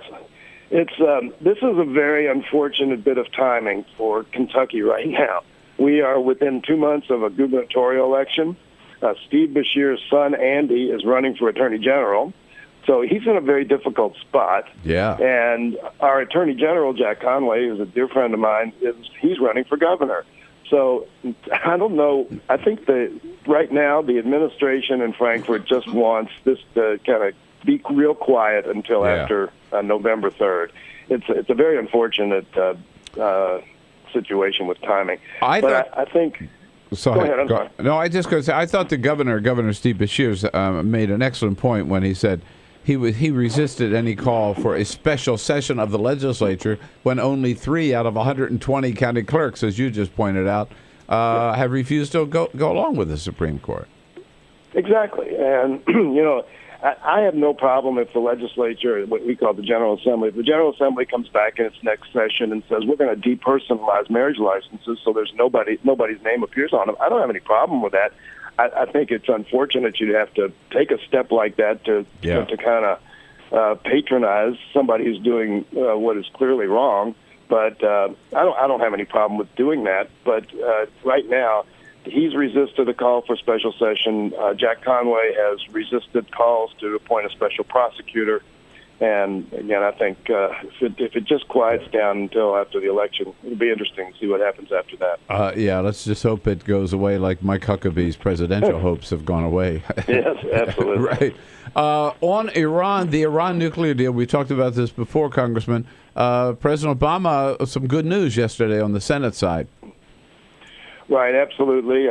Looks like he has the 41 votes he needs to actually stop a vote on disapproval on the Iran deal. I don't know whether it's better to do that or veto it and override the veto. I do have some kind of sympathy with some Republicans who said there ought to be a vote on it. I know the administration doesn't feel that way, but the bottom line is the deal is protected, and that's the most important thing, because this is the best deal available to stop Iran from getting a nuclear weapon. In the House, will the resolution of disapproval pass in the House? Oh, it will pass. Republicans have 240 members. Virtually every one of them is going to vote. I don't know of any who have said they're going to vote to support the deal. So it'll pass. I think it's interesting. I've been on the whip team that's actually tried to make sure we had a veto sustaining 145 votes, and we had no surprises that went against us. And the more that people, and I think one of the telling things is, and I've said this publicly, if this were Venezuela and not Iran, and Israel was not a factor in the discussion, this wouldn't be the least bit controversial. Mm-hmm. Israel is a very significant factor, but there's a majority of Jewish members in both the House and Senate now who have supported the deal. And people like me who come from districts with not a whole lot of Jewish constituents, and people like Debbie Wasserman Schultz who come from districts with a lot of Jewish constituents. So I think that's telling that after careful analysis, and I think everybody, particularly on the Democratic side, did a lot of due diligence on this, reading the deal, meeting with people, getting the classified briefings, and after all that, concluding that this is a good deal for, as the president and vice president say, for the United States, for the region, for Israel, and for the world. Right. I thought the president made a very strong point when he said he understands how, why Israel's nervous about Iran, but they'd be a hell of a lot worse off with Iran able to build a nuclear bomb tomorrow than they are that maybe they might be able to do something 15 years from now, right? Exactly right. And I think, I tell everybody who's nervous about this deal or opposed to it, watch the president's speech at American University a month or so ago. It's 55 minutes long, but it is a brilliant exposition of all the issues. And I don't see anybody who's rational and open-minded could watch that speech and not conclude that this is a good thing to do. Now, the next thing on the agenda, it looks like, Congressman, is maybe some people are talking about another shutdown of the government over either over Planned Parenthood or over the sequester cuts. How do you read that? What's going on? Well, yeah, there certainly are people who want to do that. And again, I think this is to a certain extent a grandstand play. The Planned Parenthood issue, forgetting the whole issue of the videotape and whether it was doctored and so forth, the money that's in the budget for Planned Parenthood is reimbursement for medical care provided. So the people who say that this, its funding is that this is fungible and they can move money around, that's not what this is. This is they go in and somebody does a cancer screen. Planned Parenthood clinic does a cancer screening. They submit a bill, and Medicaid, they're mostly Medicaid, and Medicaid pays it. That's where this money is coming from. So it's not spent on abortions. It's not moved around to pay for abortions. It's direct remuneration for care provided. And to shut the government down, a $3.5 trillion budget over essentially a couple $100 million would be the height of lunacy. Now, fortunately, I think both Leader McConnell and Speaker Boehner understand the political jeopardy that they would put their party in if they shut the government down, over either one. And I think they're committed to making sure that doesn't happen.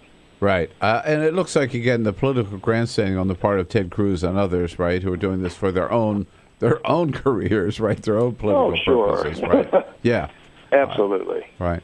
No, I think saner heads will prevail.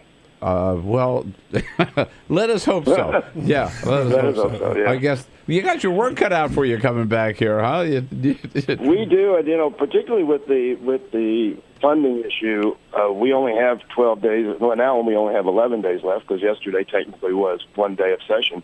We have 11 days left in September to get this done, and it's not going to be easy, and time's not on our side. But again, I think leadership will do everything it can. Well, I mean, we can always pass a temporary funding measure, which probably will end up happening. All right. Well, it's good to have you back. Good to have you back on the job, Congressman, and appreciate your spending some time with us this morning. We'll see you soon. Absolutely, Bill. Talk to you soon. Take care. Congressman John Yarmuth down there in Kentucky. Not part of, what do you say, Rowan, right? Rowan. Rowan. That's right, Rowan. Rowan County. Not Versailles. Don't they know how to pronounce their names on there? I don't know. They just keep pressing on. Connect with The Bill Press Show on Twitter. Follow us at BP Show and tweet using the hashtag WatchingBP. This is The Bill Press Show.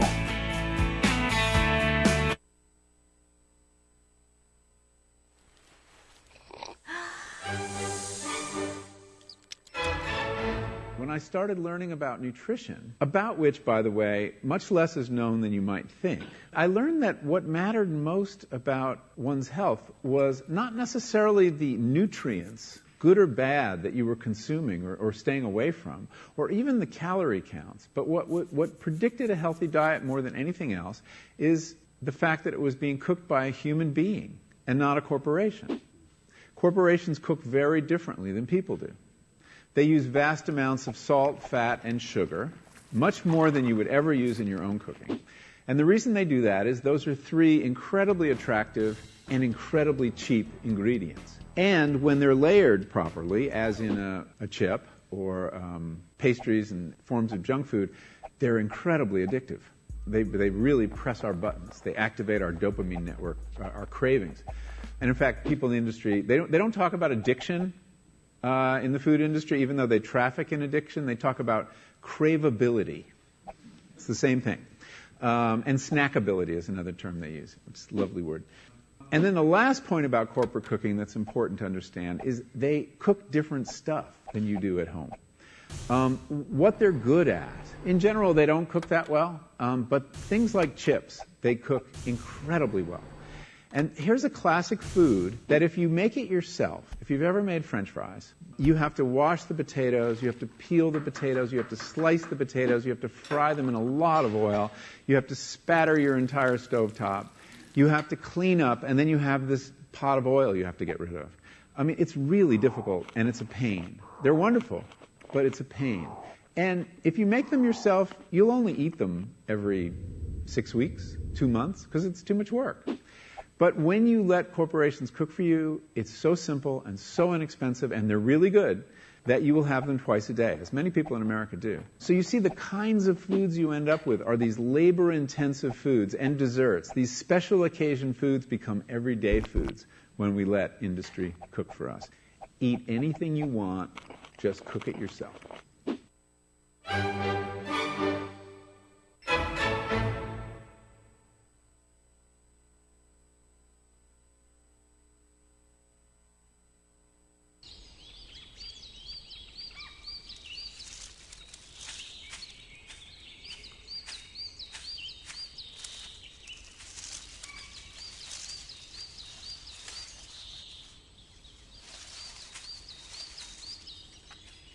At Earth Justice, we defend the environment in the courtroom.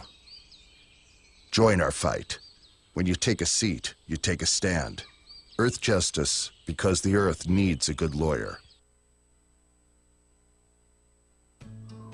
You wouldn't let money just blow out of your house. So when your AC or heater is on, make sure the doors, windows, and fireplace flue are shut tight. If you're headed out, turn down the AC or lower the heat by 10 degrees. And always keep your water heater set at 120. A little bit of common sense goes a long way. Get more great tips at energysaver.gov. So, I'm kind of new here, but I've noticed a trend. My human does this funny thing where she goes around and gets all my toys, and then she hides them in that basket by the door. But it's always the same basket, and it's always in the same place. And then she acts so surprised when I find them, but, she's putting them in the same basket. Again. It's like, hello, that's where you put it last time. You were the worst at hide and go seek.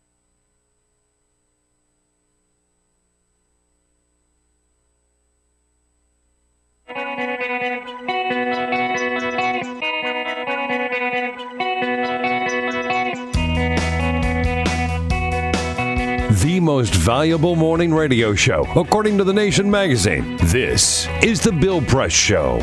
All right, 25 minutes after the hour, Lauren French from Politico joins us at the half hour to talk about what's on the agenda for Congress as they come back in town. Meanwhile, a couple of quick stories here. We are celebrating our 10th anniversary here on the Bill Press Show. We have a long way to go to catch up with Queen Elizabeth. Get this. Yesterday, she's 89.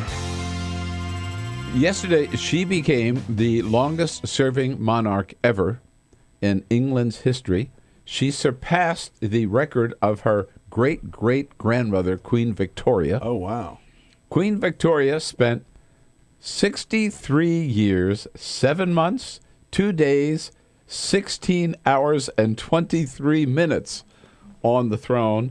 As of yesterday, I can't believe they have it down to that. Isn't it? Man, they got it. Wow. Yeah.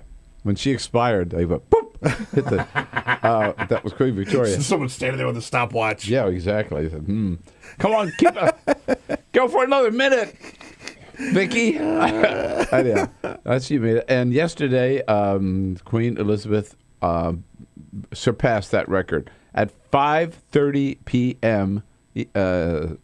England time yesterday. She, I guess she added 24 minutes to that. All right. Beat Queen Victoria's record. How about it? Congratulations. So, congratulations to the Queen, Her Highness. Wow. I don't know if you knew this, by the way. There's a new book coming out on Donald J. Trump. It's called Never Enough by Michael D'Antonio. And there's a very interesting little nugget in this book. Back in 1987, Donald Trump appeared on the Phil Donahue program. Huh.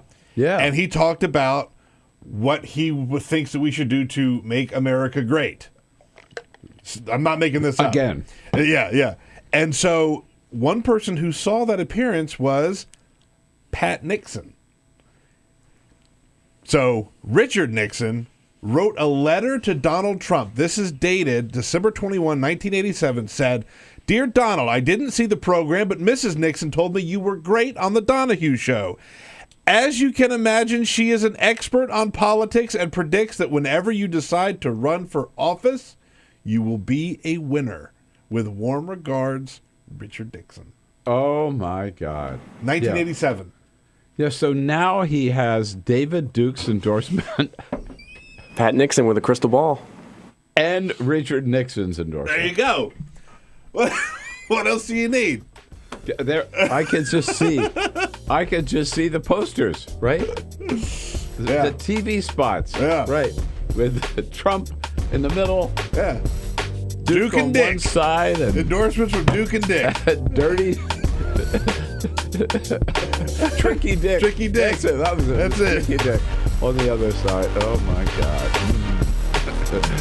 Lauren French coming up next. This is the Bill Press Show. Officer, were you the one who arrested me? You gonna shake my hand?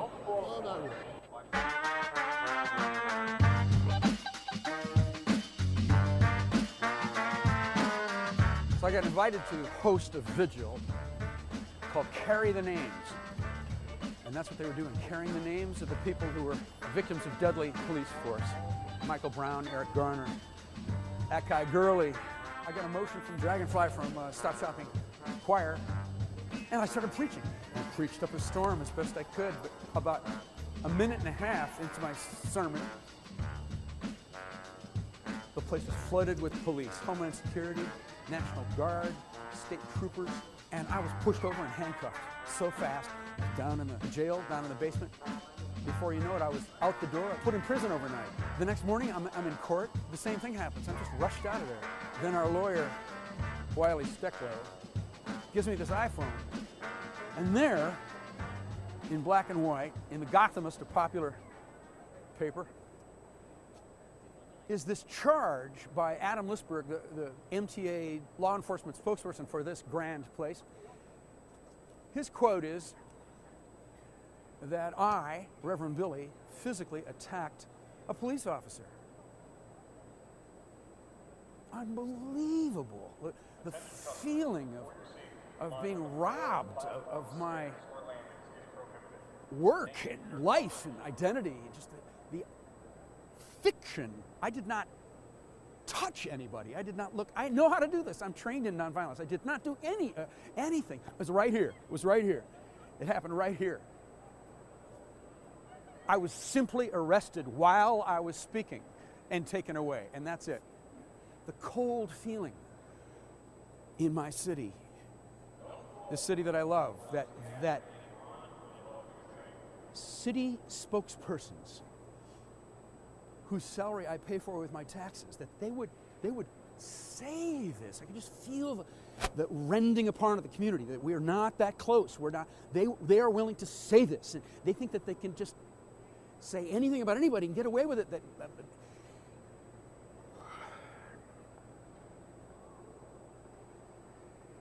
So we have something in the Church of Stop Shopping called radical forgiveness. Amen?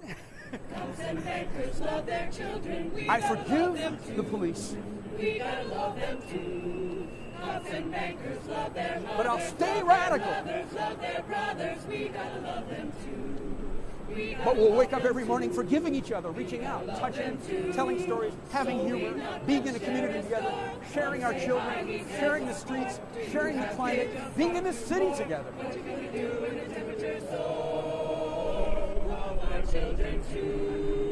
But forgiving each other, being grateful to each other, helping each other out, living together, living together. I got a daughter just turned 4. What do we do in the superstore? What do we do with the blood and the gore? The water's rising through our door. Love our children too. Love our children too. Amen. Earth-alleluia.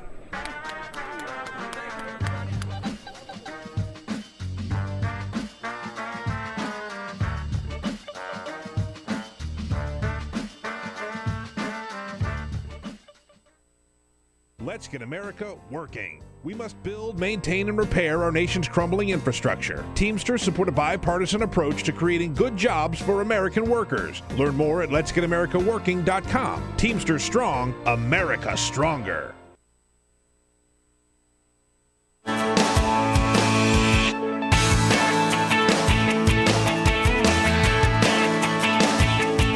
He's not running for president, but he will shake hands and kiss babies. It's the Bill Press Show, your progressive headquarters for the 2016 election. Here we go now, 33 minutes after the hour on a Wednesday, September 9. The Bill Press Show coming to you live from Washington, D.C., our nation's capital, and our studio on Capitol Hill, where we're brought to you today by the International Association of Machinists. Yes, indeed, President Tom Buffenbarger leading the men and women of the Machinists Union to sharpen America's edge on the global economy in many different ways, many different sectors. And for more information about their good work, check out their website at goiam.org. Lauren French with a little metro trouble. She'll be along shortly. I had some metro trouble yesterday, man. You know, they were doing track work. They usually do that on the weekends. Oh, man. It'll mess up your day. Oh, no. Yeah. I mean, I figure I know how long it takes me to get to the White House. Got it all planned out, right? 10 minutes, is right? Yesterday, half an hour. Ooh. Yeah. And I arrived late for the briefing. So there you go. But, I mean, you get stuck. You're in the middle. You're in the tunnel. Nowhere to go. Yeah, right. Can't get out and walk to work. So she'll be along shortly, but we wanted to bring you up to date on the latest from that circus down in Kentucky. in Rowan County. We just learned how to pronounce it from Congressman John Yarmuth, Rowan County, Kentucky. Kim Davis got out of jail yesterday. The judge said, all right, I'll let you go as long as you do not interfere with the granting of marriage licenses, which is now going on kind of business as usual in the county clerk's office since Kim Davis was sent to jail. 5 out of 6 of the clerks who worked there under her said, sure, we'll go along with the Supreme Court. But the only one who refused to do so was her son, who was afraid of what Mommy might say when she got out of jail. I mean, yeah, she's probably... Yeah, he's afraid of that woman. Man, I'd be too after I saw her yesterday. Right? Yeah, right? Yeah. And she came out and said it is all, give God the glory. I just want to give God the glory. His people have rallied, and you are a strong people. Get out of it. Remember that? You know that. She is the voice, Peter. You got to find that. Yeah. She is the voice on that recording that we've got about that. Yep. One. In Jesus' name, get out of it. Yeah. Yes. Mm-hmm. Yes. Yep. And she doesn't sound like a person who is going to get out and obey the law. I mean, she hasn't really changed her tune. She still says. And something that could have come out right out of the lips of a member of the Taliban or ISIS, if my faith tells me it's wrong, I don't have to obey that law, and there'll be no punishment for it because my religion tells me that this is wrong. Here she says, you guys don't give up. Let her say it. Just keep on pressing. Keep on Don't pressing. let down. Because he is here. Just keep on Bill pressing. Yeah. No. Keep on pressing. Because he is here. He, meaning Mike Huckabee. Yeah. Mike Huckabee. It's such a just totally shameless. It was. Self-congratulatory moment. Seizing this opportunity to try to resurrect his failed presidential campaign on her back. By the way, what was really funny was there was sort of a race, right, between Mike Huckabee and Ted Cruz to who could get to Kim Davis first and get all the glory. Yeah. It wasn't God's glory. It was either Mike Huckabee's or Ted Cruz's glory. And the Huckabee people won that contest, and they actually they blocked Ted Cruz from getting close to Kim Davis when the reporters were around. He was only able to see her after this pseudo rally. And Huckabee, falling on his sword, one of the shameless statements ever made by any presidential candidate, said, I'll go to jail for her. But I've already told her that if somebody needs to go to jail, I'm willing to go in her place. And I mean that because I'm tired of watching people being just harassed because they believe something of their faith. No. She is not harassed because she believes anything. She is harassed because she was found in contempt of court because to obey the law. Period. End of story. Not quite. There's a little twist on this. You would think, because she's so anti-gay, that the Westboro Baptist Church, right, would be there cheering her on in support of her. All those people who protest the funerals of American soldiers coming back from Iraq or Afghanistan because the United States still condones from their point of view, the LGBT members of LGBT community. No, the Westboro Baptist Church has turned against Kim Davis because she's an immoral woman. Right. They point out that she might attend church 3 times a week, but she's been divorced 3 times, and she's on her 4th marriage. A fact that did not go unnoticed by the Westboro Baptist Church was pointed out that she committed adultery, which in turn prompted people to think less about marriage, which led to same-sex marriage. Wow. So they're all crazy. They are. They all kind of deserve each other. Exactly. They are all crazy. What a circus. Anyhow, Kim Davis. I'm afraid we haven't heard the last of her. We may have heard the last of Mike Huckabee. Lauren French has arrived. She joins us coming up next here on The Bill Press Show. Get social with Bill Press. Like us at facebook.com/Bill Press Show. This is The Bill Press Show.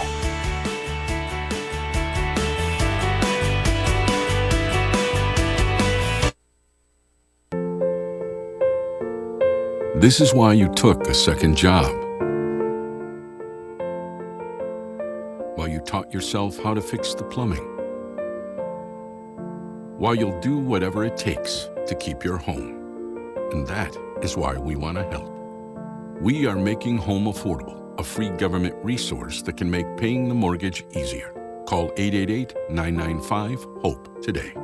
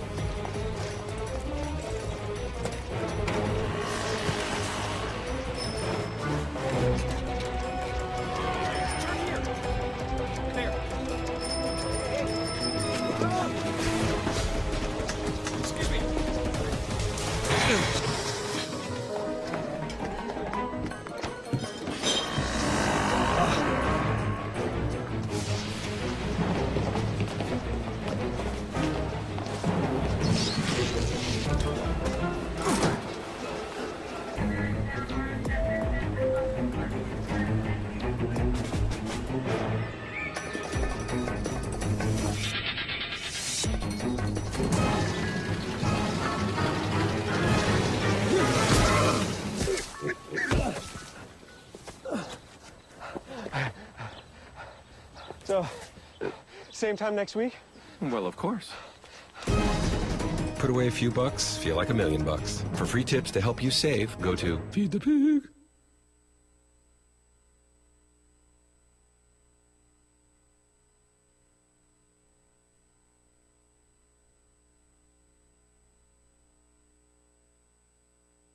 Our Wednesday, September 9, President Jim Hoffa from the Teamsters Union joining us in studio in the next hour.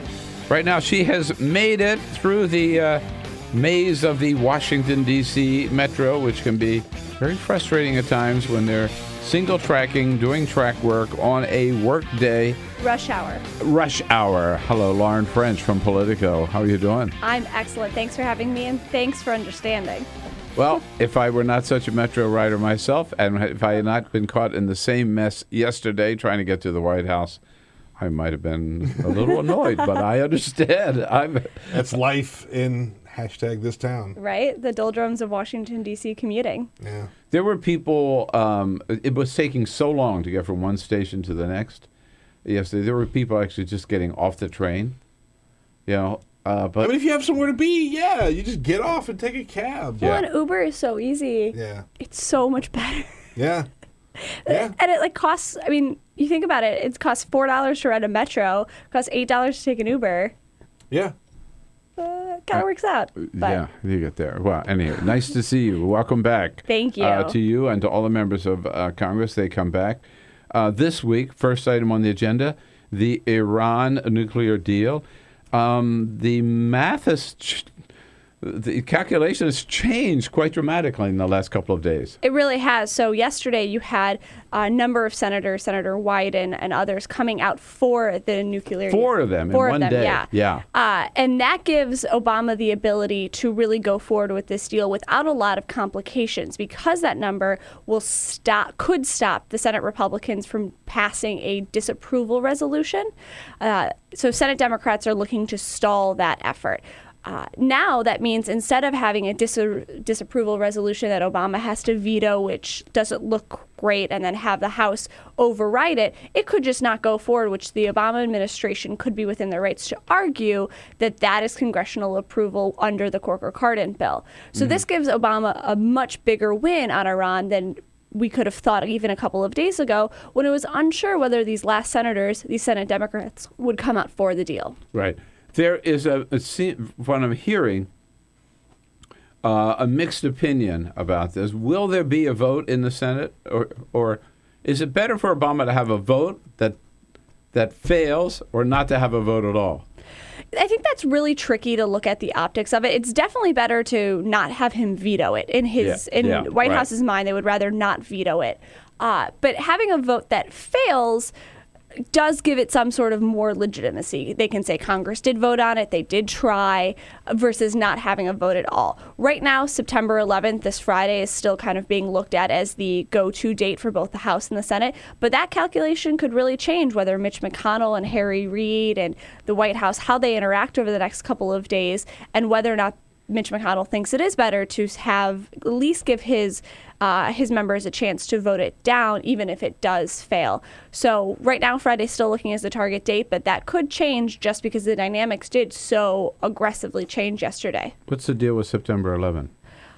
Are they doing it just to make it the anniversary? I think it's more that there's not a lot of days that they're working this month, and the House has to vote on it by September 17th. Yeah, after all, they've been away for 7 weeks, so God forbid. Well, and they're not in Monday or Tuesday. They don't get in. The House doesn't get in until 6:30 next Wednesday, and then they're out. What? Why? Rosh Jewish, Hashanah. Jewish holidays, the Rosh Yom Hashanah. Kippur, I think. Right. I'm not sure. As a non-Jew, I'm not totally sure, but either, but one of the high holidays. And then the week after, they're out that whole week except to hear the Pope on Thursday, and then they're in Friday.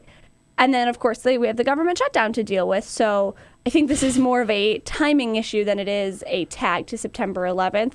But, of course, it's, obviously such an important day in the U.S. and such a memorable day that it's going to rise tensions and emotions. Sure. But bottom line is the president has scored a big victory here, and the Iran nuclear deal is going to happen. It's going to go forward, and there's nothing Congress can do about it. At this point, yeah, it is a victory for Obama. Significant that not one Republican has supported it. I mean, there was a day not so long ago, I remember the day when, on foreign policy particularly, you'd have bipartisan there would be bipartisan support and bipartisan opposition for almost any move. Even now, in foreign policy, it's either all one way or all the other.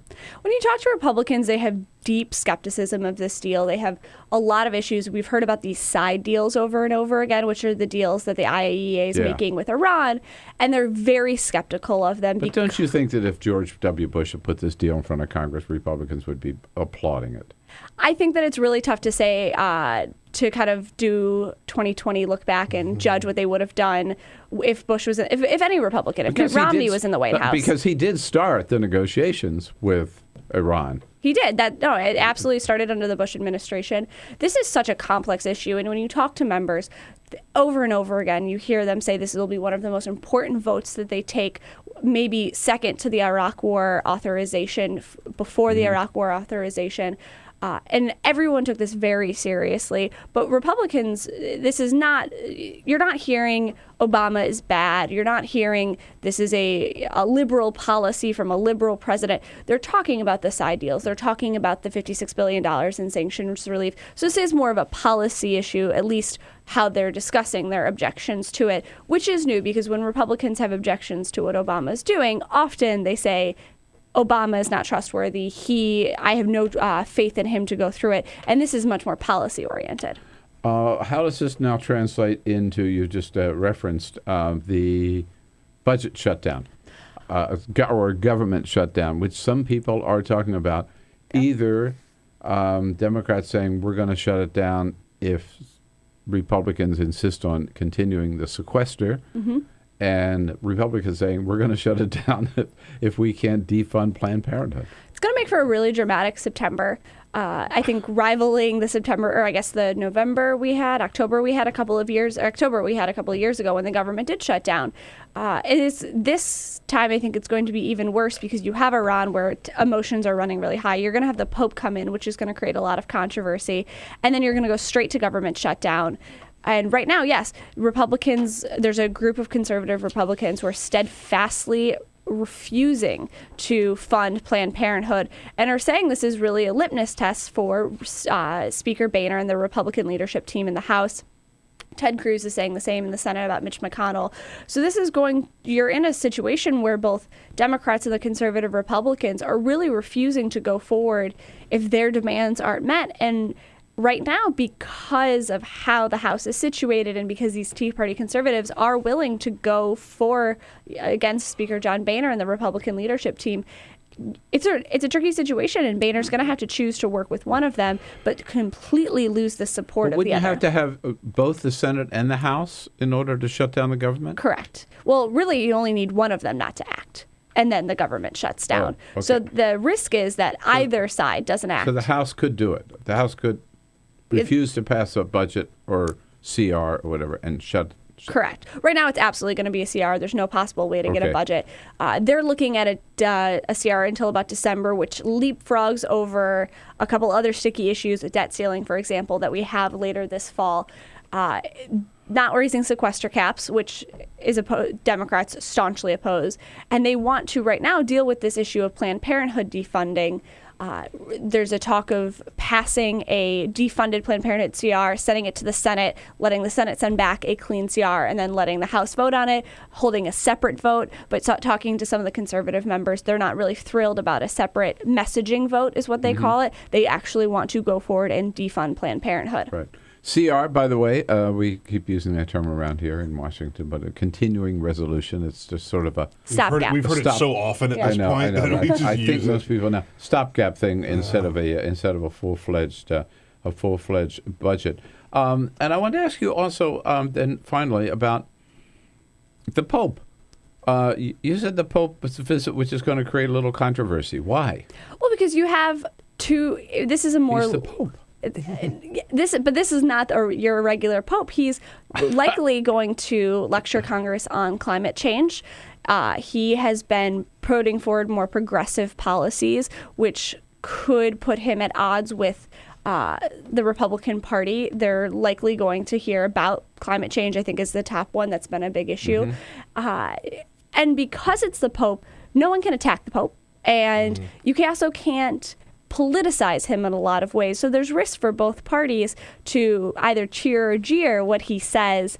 But it's also going to be a huge celebration. These tickets are going like crazy. Some members are giving them to Catholic priests in their district. Some are raffling them off. Some have them writing essays. This is one of the most requested tickets in the history of special events at the Capitol. They're opening up the West Lawn, so it's going to be a lot of excitement anyways, and whenever there's a lot of excitement, there's always a lot of controversy. That's just the way the Hill works. Yeah. I hope there's a lot of controversy around the Pope. I want him to shake it up. I hope he does. I'm excited. I'm hoping to get in the gallery. Lots of luck. Yeah, right? Come back and tell us about it. From what I've heard. At any rate, all right. Hey, Laura, thanks so much for coming in today. Anytime. It's good to see you back in action here, yes. And we'll come back and tell you what's on President Obama's schedule today. Off to Michigan. Very interesting trip. We'll be right back. Thanks, Lon. Follow us on Twitter @BP Show. This is The Bill Press Show.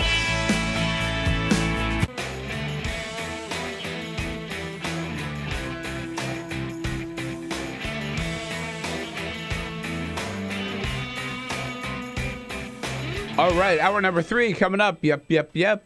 Indeed.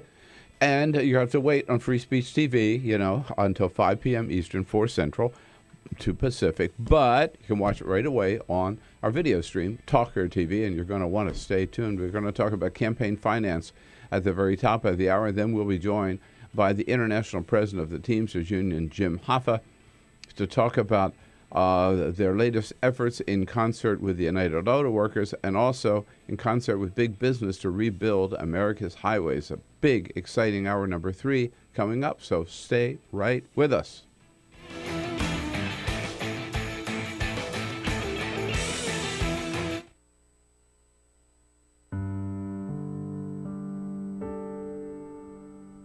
A few years ago, plastic bag waste in our city came to a tipping point.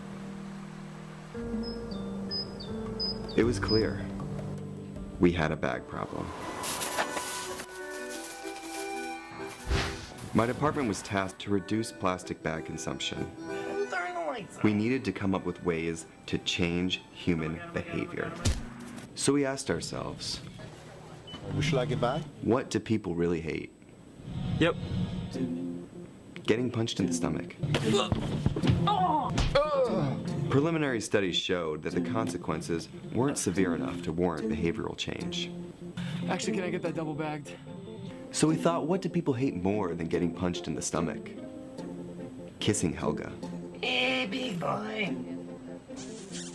People didn't find her so offensive after all, so we had to get creative. How many bags? Okay, now, pour this ice water down your pants. We tried everything.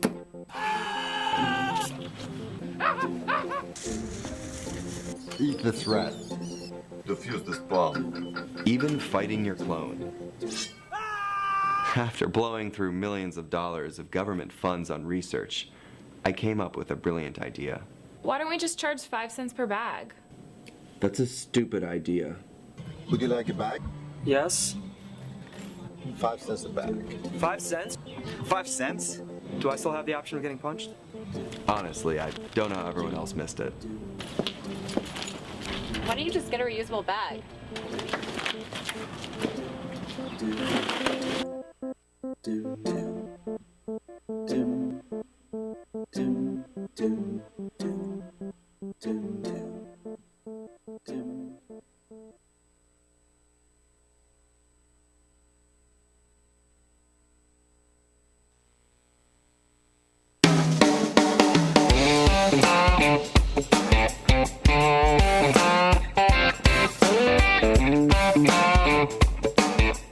This is the Bill Press Show.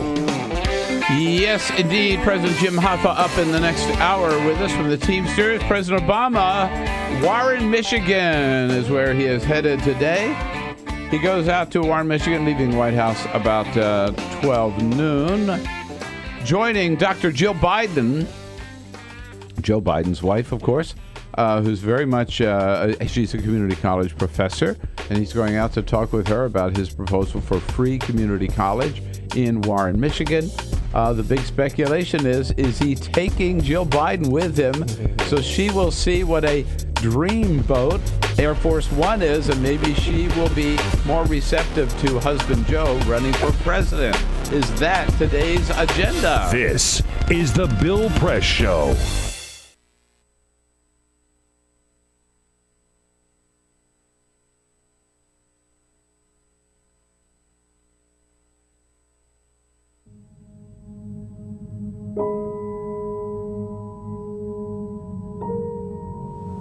The hardest moments for me is when I'm laying awake in the middle of the night and I'm thinking about all the times I made a pitcher of Kool-Aid with the water, or I boiled a pot of corn or potatoes with the water.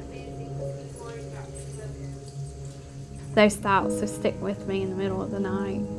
And I feel horrible as a mom that I didn't know that something was wrong, but how could I have known? There's no way I would have known.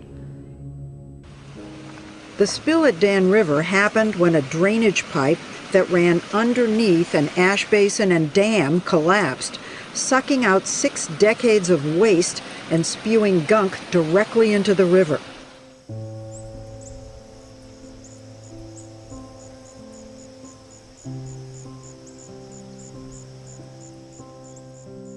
My husband and I just kind of looked at each other like, should we be concerned? We live right next to an ash pond, and this was coal ash spilling into the Dan River, and we learned at that point all of the toxins that were included in coal ash.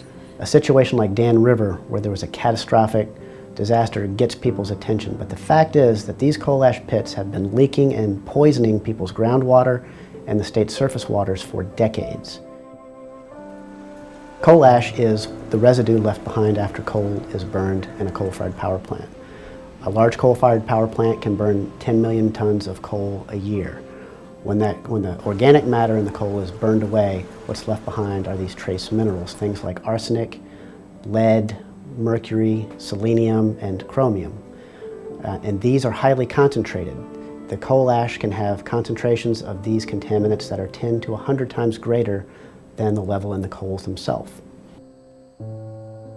Coal ash pond number 1 is right behind my house, literally pretty much in my backyard.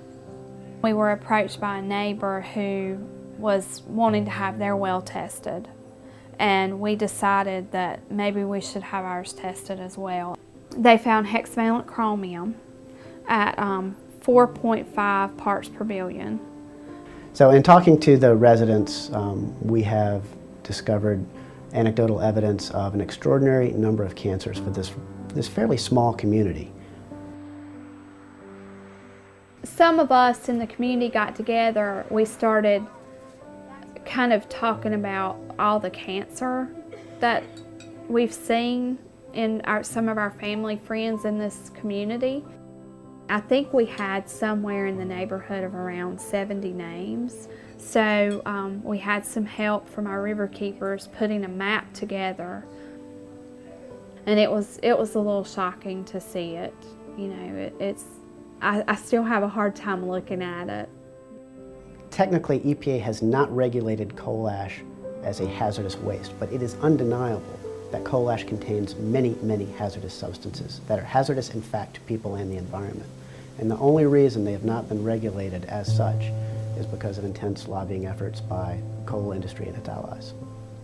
A lot of these chemicals are simple elements, but when you find them at the levels that they exist in around coal ash ponds, then you're starting to talk about cancer, brain tumors, you're talking about birth defects, developmental problems, neurotoxicity.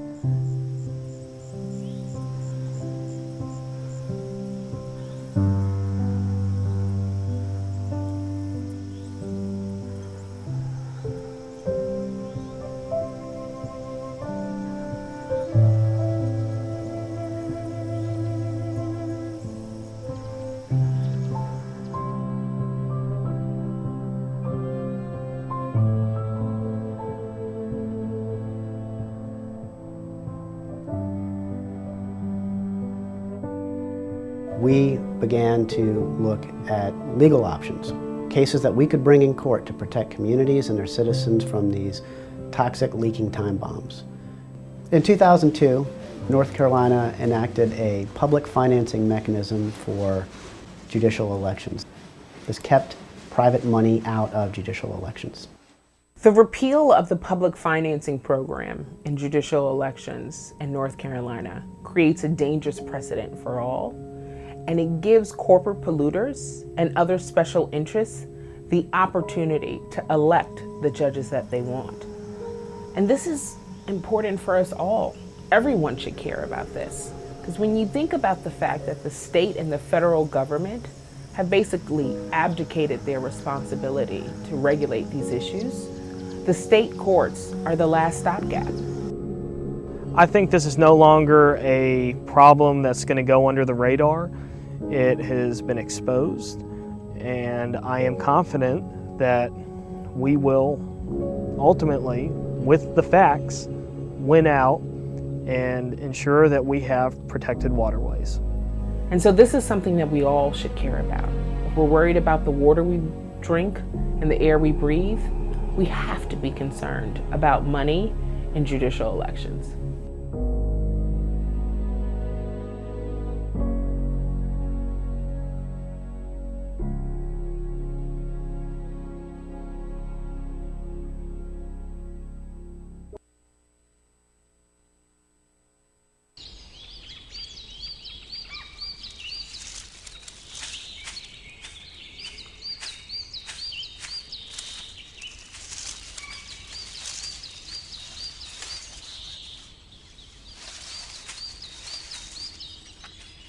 At Earth Justice, we defend the environment in the courtroom.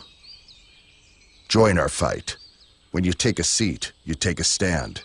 Earth Justice, because the Earth needs a good lawyer.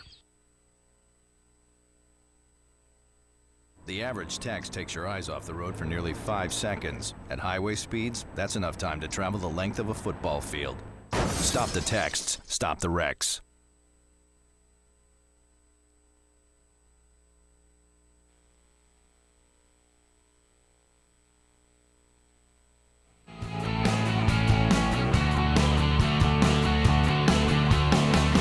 Broadcasting around the nation, on your radio, on your TV, and online. This is the Bill Press Show. 42 votes. Yes, indeed, President Obama securing more than enough votes not only to sustain any presidential veto on the Iran nuclear deal, but to block any resolution of disapproval from even coming up for a vote in the Senate. Things have really turned around. Good for the president. Bad for Bibi Netanyahu. Too bad. Stay out of American politics. Maybe that's a lesson learned here. Hello, everybody. Great to see you. It is Wednesday, September 9. We are here with you live, coast to coast, on your local progressive talk radio station. Good to be with you. And also nationwide on Free Speech TV. Thanks for joining us today. Look forward to hearing from you on your take on the news of the day. You know how to do so. Just give us a call at 866-55-PRESS. Send us your comments on Twitter at BP Show and on Facebook at facebook.com/BillPressShow. Two important issues in this final hour together today: jobs and campaign finance reform. What can we do about both of those? President Jim Hoffa from the Teamsters Union will join us at the half hour to talk about jobs, and right now to talk about campaign finance reform. Nick Nyhart, is the president of an organization called Every Voice. This is their issue, and Nick joins us in studio. Nick, nice to see you. Nice to be here. You know, I've been active in politics a long time, and I really do believe that fundamentally, no matter what issue you're interested in, whether it's the environment or energy or education or healthcare or whatever, that progress on every one of those issues ultimately depends on what we do about campaign finance reform. Bill, I couldn't agree more. It's still that way? It's still that way. Well, it's even more so because the cost of campaigns has risen so dramatically in recent years, and the money to fund those campaigns comes from fewer and fewer sources giving more and more money. So the ordinary voter is shut out of that important part of the political process. That's why we wanted to talk about it again today, and that's the whole mission of Every Voice, everyvoice.org. You join our team here this morning. Peter Ogburn and Jamie Benson, of course. Hey, guys. Here we are. Hey there. Thank you. Ray Rogers here to take your calls. 866-55-PRESS. Weigh in on campaign finance reform or any other issue. And Cyprian Bolding, our videographer, on the job as well. Before we get to campaign finance, Nick, we know that Kim Davis, the county clerk down there in Rowan County, Kentucky, she was released from prison yesterday on the promise that she not interfere with the granting of marriage licenses in that county to any couples, gay or straight. And she says, here's who gets all the glory. I just want to give God the glory. His people have rallied rallied, and you are a strong people. All right. There it is. You're a strong people. She reminded us of another character that we encountered in a program here a couple of years ago. We've kept the tape of this one. Always Peter, keep the you can tape, introduce man. this. The God Warrior. This was many years ago. They had this show called Wife Swap. I don't even know if they still do it, but there was one woman who was very, very, very devout Christian, and she swapped families with another family who was not very Christian. And when she came back home, she detailed some of her experiences, and she also had it out with the husband that she was sort of living with for the show. All right, and here doesn't this Their sound heathen ways? Doesn't this sound like Kim Davis? Get the hell out of my house. In Jesus' name, I pray. I knew she sounded familiar. That's a very good pull, Bill. Well, it could have been because Kim Davis had so many husbands along the way. That's true. That's true. A couple guys have probably heard that. In fact, she's on number 4 now, right? So you would just think that if Mike Huckabee were looking for somebody to put up on the pedestal and say, here is our model Christian, maybe you could get a better, better candidate. You would think. All right. Again, we're going to campaign finance reform, but first, Nick, Peter always starts with the big headlines of the day. Press. Yes, indeed. Just a couple of other stories making news. Now, this story is pretty amazing. Now, at West Point, at the military academy, they have a tradition. It's called the plebe pillow fight. I know where you're going. Okay. So every year, what they do is they have freshmen, and then they have the seniors, and they all have this giant pillow fight, right? And it's always just this fun, lighthearted event until this year. Yeah. Last weekend, they had the plebe pillow fight. It left 30 people injured and 24 people concussed. When they had this pillow fight, they ended up putting things like bars of soap, helmets, and other heavy objects harder than a pillow into the pillowcases and swinging away and knocking the crap out of each other. Again, 24 people got concussions at a pillow fight. Yeah. You're doing it wrong, West Point. Yeah. Well, I guess they're getting them ready for, the war zone. Pillow-to-pillow combat. The best preparation. That's right. Boy, oh boy. It is Serena Williams' world, and we are just living in it. Whoa. Last night was the quarterfinal at the U.S. Open, and she was taking on her sister Venus. It was not an easy win, but it was a win for Serena. Beat her 6-2, 1-6, 6-3. She gave her one match. She gave her one match. That was nice of her to give her that one match. She goes on to the semifinals, where she will face 43rd ranked Roberta Vinci. They have played each other 4 times. Serena has won all 4 times. Duh. Yeah, right? Yeah. She is just she's phenomenal. Amazing. Absolutely phenomenal. To watch, I think she had, I have to look up the number, I think she had something like 17 aces. 12 aces. 12 aces she hit last night. It's crazy. And everybody's getting... Probably the greatest athlete alive today, 100%. Certainly the most dominant. Yeah. I was about to say. I mean, just crushing people. Everybody's getting into this race for president, right? Like, why not stop John McAfee, ex-fugitive, the creator of the antivirus software, and all-around kook? John McAfee is going to announce his run for president at 6 o'clock today. He says he's not going to run as a Republican. He's not going to run as a Democrat. He is going to found a brand new party, which is yet to be named. John McAfee turns 70 next week, and he says he's already filed with the Federal Election Commission, and he's going to go for it. Why not? Jim Gilmore is his running mate. Yeah, right. I don't know. All right, thank John you, Peter. McAfee's got better name recognition than Jim Gilmore.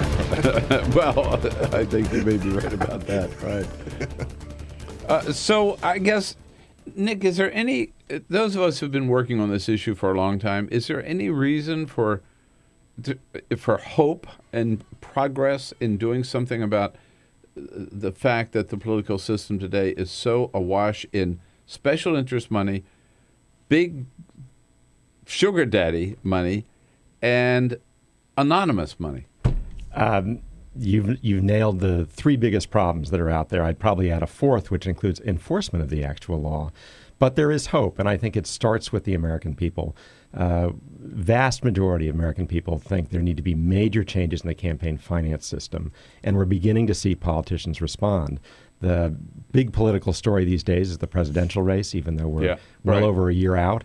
And we're seeing for the first time this issue emerge into the presidential policy debate in a way that hasn't happened before. And I think part of that's driven by the absurd amounts of money that candidates need to raise, and they also need to have their special friends on the outside, not always entirely on the outside, the billionaires writing $1 million and $10 million checks. Yeah, there's sort of the sugar daddy primary these days, whether it's Foster Friess or Sheldon Adelson or David and Charles Koch. And You've got to find a couple patrons who, instead of putting in up to the legal limit of $2,700, instead, they're making multi-million-dollar contributions, and they can do that because of the Supreme Court decisions, which have widened the path for unlimited money, much of it secret money, into the process. But what we're seeing now is the public responding, and then slowly but surely the candidates are beginning to talk about this issue as well. Right. Now, this has been a major issue for Bernie Sanders, right? That's right. Bernie Sanders is one of the sponsors of the constitutional amendment to undo Citizens United. That's right. He's been a strong proponent of a constitutional amendment. He also supports a small donor-driven, clean election style system of public financing. Which is what's fueling his campaign, correct? Small donors right now, he's doing well. If he had matching funds, as many people have proposed, he'd be very competitive in terms of the fundraising race. He's obviously right now competitive in terms of votes. But you also need to be competitive financially ultimately. And if we had a different system, those small donors would make a much bigger difference. Everyday people would be driving this primary rather than the billionaires.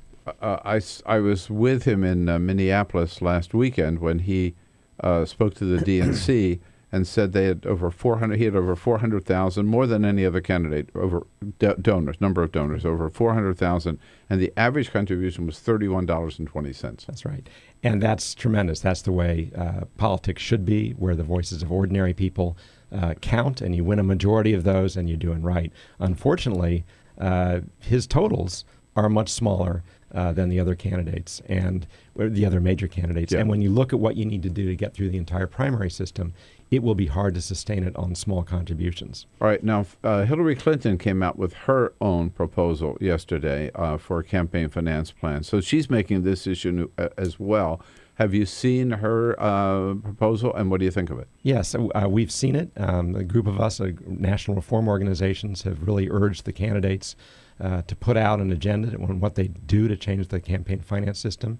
And yesterday, after promising a while ago when she announced that campaign finance would be one of the cornerstones of her campaign, she came through with that promise and released a broad platform which deals with the secret money, which deals with raising up and amplifying the voices of ordinary people, which says we need to change where the Supreme Court stands on this issue. We need to overturn Citizens United, and we need to enforce the laws. So she came out with a very strong platform, and we're hoping other candidates will do the same. So what's the ideal system, do you believe? Well, I think ideally you need to be a democracy. And in a democracy, ordinary people govern the political process, and the goal is to get more of them on your side than the other person has on their side. So you would have limits on how much people can give to campaigns? You need to end the system we have right now of unlimited political giving, essentially. And you need to boost up the voices of ordinary people who might make a $10 or $25 or $50 contribution. So is that answer then public financing? You need a system of public financing, such as the one they have in Maine or the one they have in New York, where the voices of everyday people giving small contributions are amplified so they can compete with better funded candidates. And you then also need to... When you say amplified, so there would be public financing to match the individual contributions? So let's take one example. There's a bill that's authored by John Sarbanes in the House. Good man, been in studio here many times. Governed by the People Act. And under that system, candidates who enter into the system and agree to take only contributions of $1,000 or less would receive a 6-to-1 match on the first $150 or of any contribution.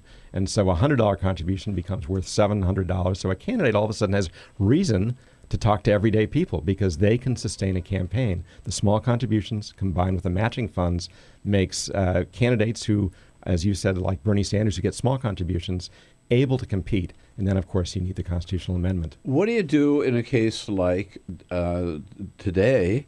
You have 17 candidates for, we were just joking about Jim Gilmore, 17 candidates running for president of the Republican side. Let's just say not all of them are really serious. So a guy like Gilmore gets public financing?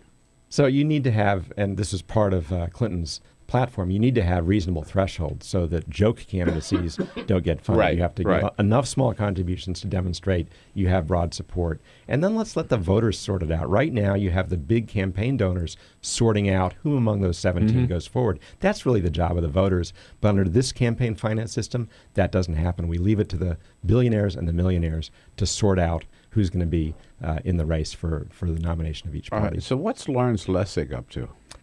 Well, Professor Lessig's been a long-time advocate of these kinds of changes. Yeah, I read his book. In the system. It's a good book. He's been in studio with us as well. He's been part of the reform community over the past number of years, and now he's running pretty much as a single-issue candidate on the issue of democracy, what he calls citizens' equality.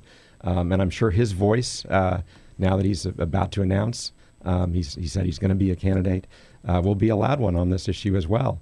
I think we're going to see a lot more candidates addressing this, including Larry, as we go forward. Yeah.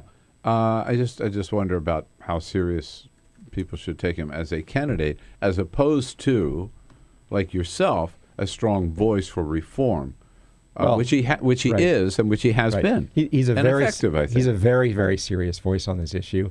And as to the strength of his candidacy, I think Democratic voters are going to have several candidates to choose from who are making their case and explaining where they stand on this issue. So, as I said, it's time for the voters to sort that out. But he is a powerful voice.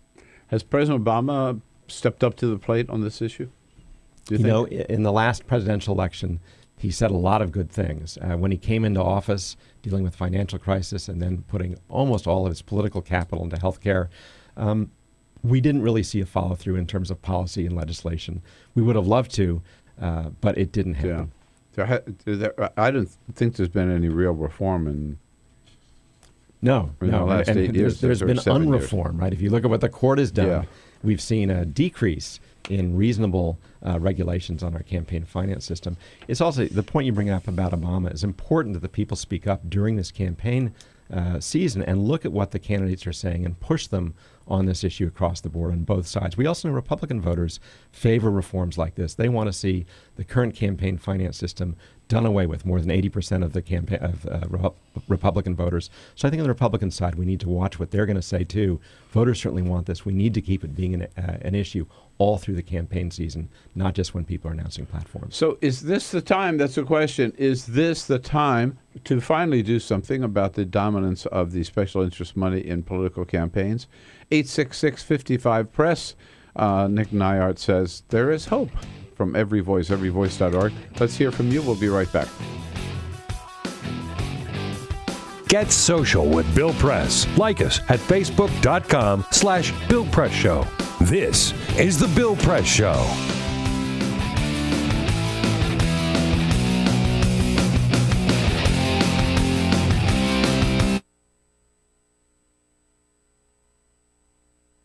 Let's get America working. We must build, maintain, and repair our nation's crumbling infrastructure. Teamsters support a bipartisan approach to creating good jobs for American workers. Learn more at letsgetamericaworking.com. Teamsters strong, America stronger.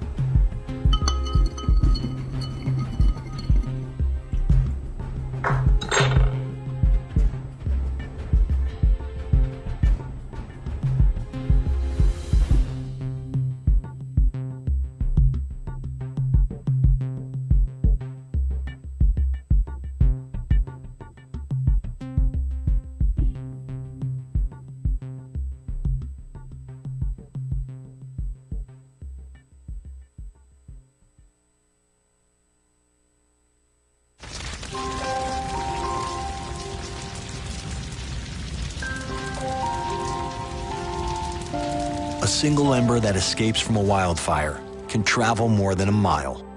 That single ember can ignite and destroy your home or even your community. You can't control where that ember will land, only what happens when it does.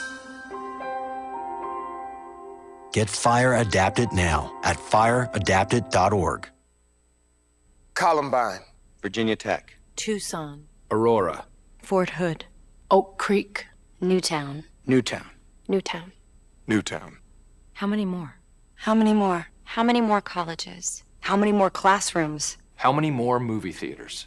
How many more houses of faith? How many more shopping malls? How many more street corners? How many more? How many more?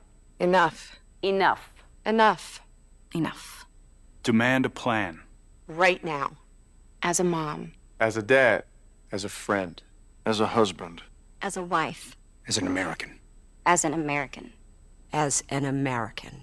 As a human being. For the children of Sandy Hook. Demand a plan. No more lists of names. It's not too soon. It's too late. Now is the time. Before we all know someone who loved someone on that list. No more lists. No more. Who they might have been. No more. If we had just done something yesterday. It's time. We can do better than this. We can do better than this. It's time. It's time. It's time for our leaders to act. Demand a plan. Right now. Right now. You! Demand it! Enough. Enough. Enough. Enough.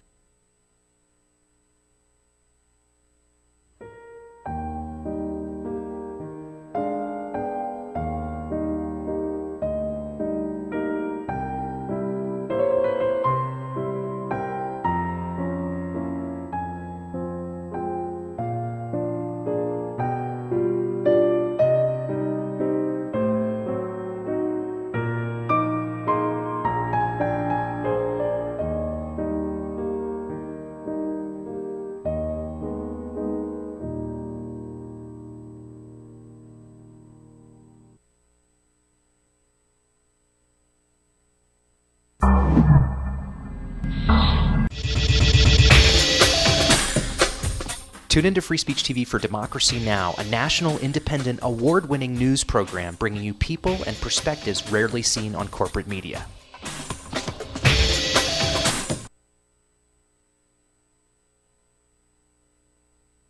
With us, talk about an exciting new issue to get Americans working again. He'll be in the studio with us at the half hour. Right now, we're talking campaign finance reform with Nick Nyhart from Every Voice. Your voice, make your voice count, everyvoice.org. So, Nick, while we're waiting for Congress or whatever to get their act together, what's happening at the state level? Any possibility of action here? Well, we're actually going to let the voters have at the campaign finance system. And in Maine and in Seattle on the ballot this November, there are systems which voters can vote in. They have the power to vote this in. That would allow small donors, the voice of everyday people, to be amplified through a system of public matching funds. Oh, that's great. In Maine? In Maine, and then the city of Seattle. Yeah. So voters will actually get a chance to act on this directly. As Maine goes, right? As they say. We certainly hope so. They would be the biggest pushback against Citizens United that we've had so far. And ultimately, we need a change on the Supreme Court, right? Ultimately, the court, you either need a changed court or a changed constitution. There's no way around it. Right. And a change, starting with a change, the Chief Justice. I mean, John Roberts is out to tear down any That's limits. right. They've been consistent. They've spurred on this terrible system where the billionaires fund politics. I want to add one thing. People see the court acting so uniformly, but it's just a 5-4 vote. You change one vote in that court, things will be very much different. Excellent point to end on. Nick Nyhart. It's Every Voice, everyvoice.org. Thanks. This is the Bill Press Show. All right.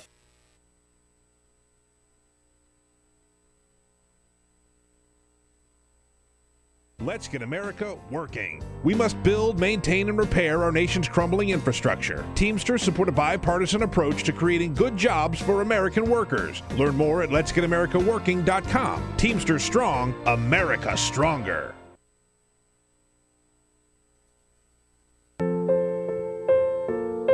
This is why you took a second job. While you taught yourself how to fix the plumbing. while you'll do whatever it takes to keep your home. And that is why we want to help. We are making home affordable, a free government resource that can make paying the mortgage easier. Call 888-995-HOPE today.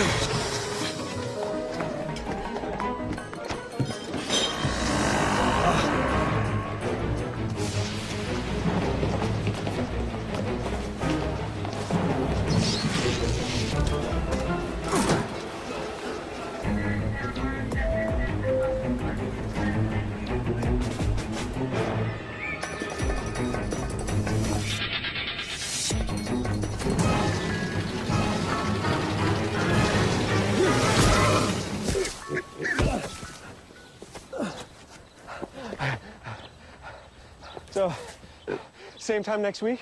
Well, of course. Put away a few bucks, feel like $1 million. For free tips to help you save, go to Feed the Pig.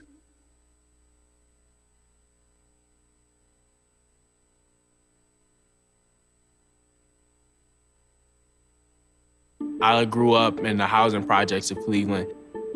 I didn't even know that life could be any better than it was. Education for me has been a way to get away from the agony of what was normal life. I want to be able to impact the community, not just look back on where I came from, but to reach back to where I came from and pull some people up with me. My name is David, and I am your dividend.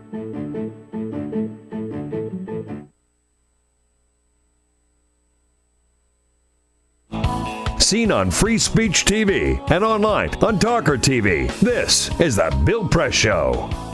Here we go now, 33 minutes after the hour. It's Wednesday, September 9. How about it, the Bill Press Show? We are booming out to you all across this great land of ours, coast to coast, on your local radio station, your local progressive talk radio station, and on Free Speech TV. Whether you're listening or watching, we welcome you to the program.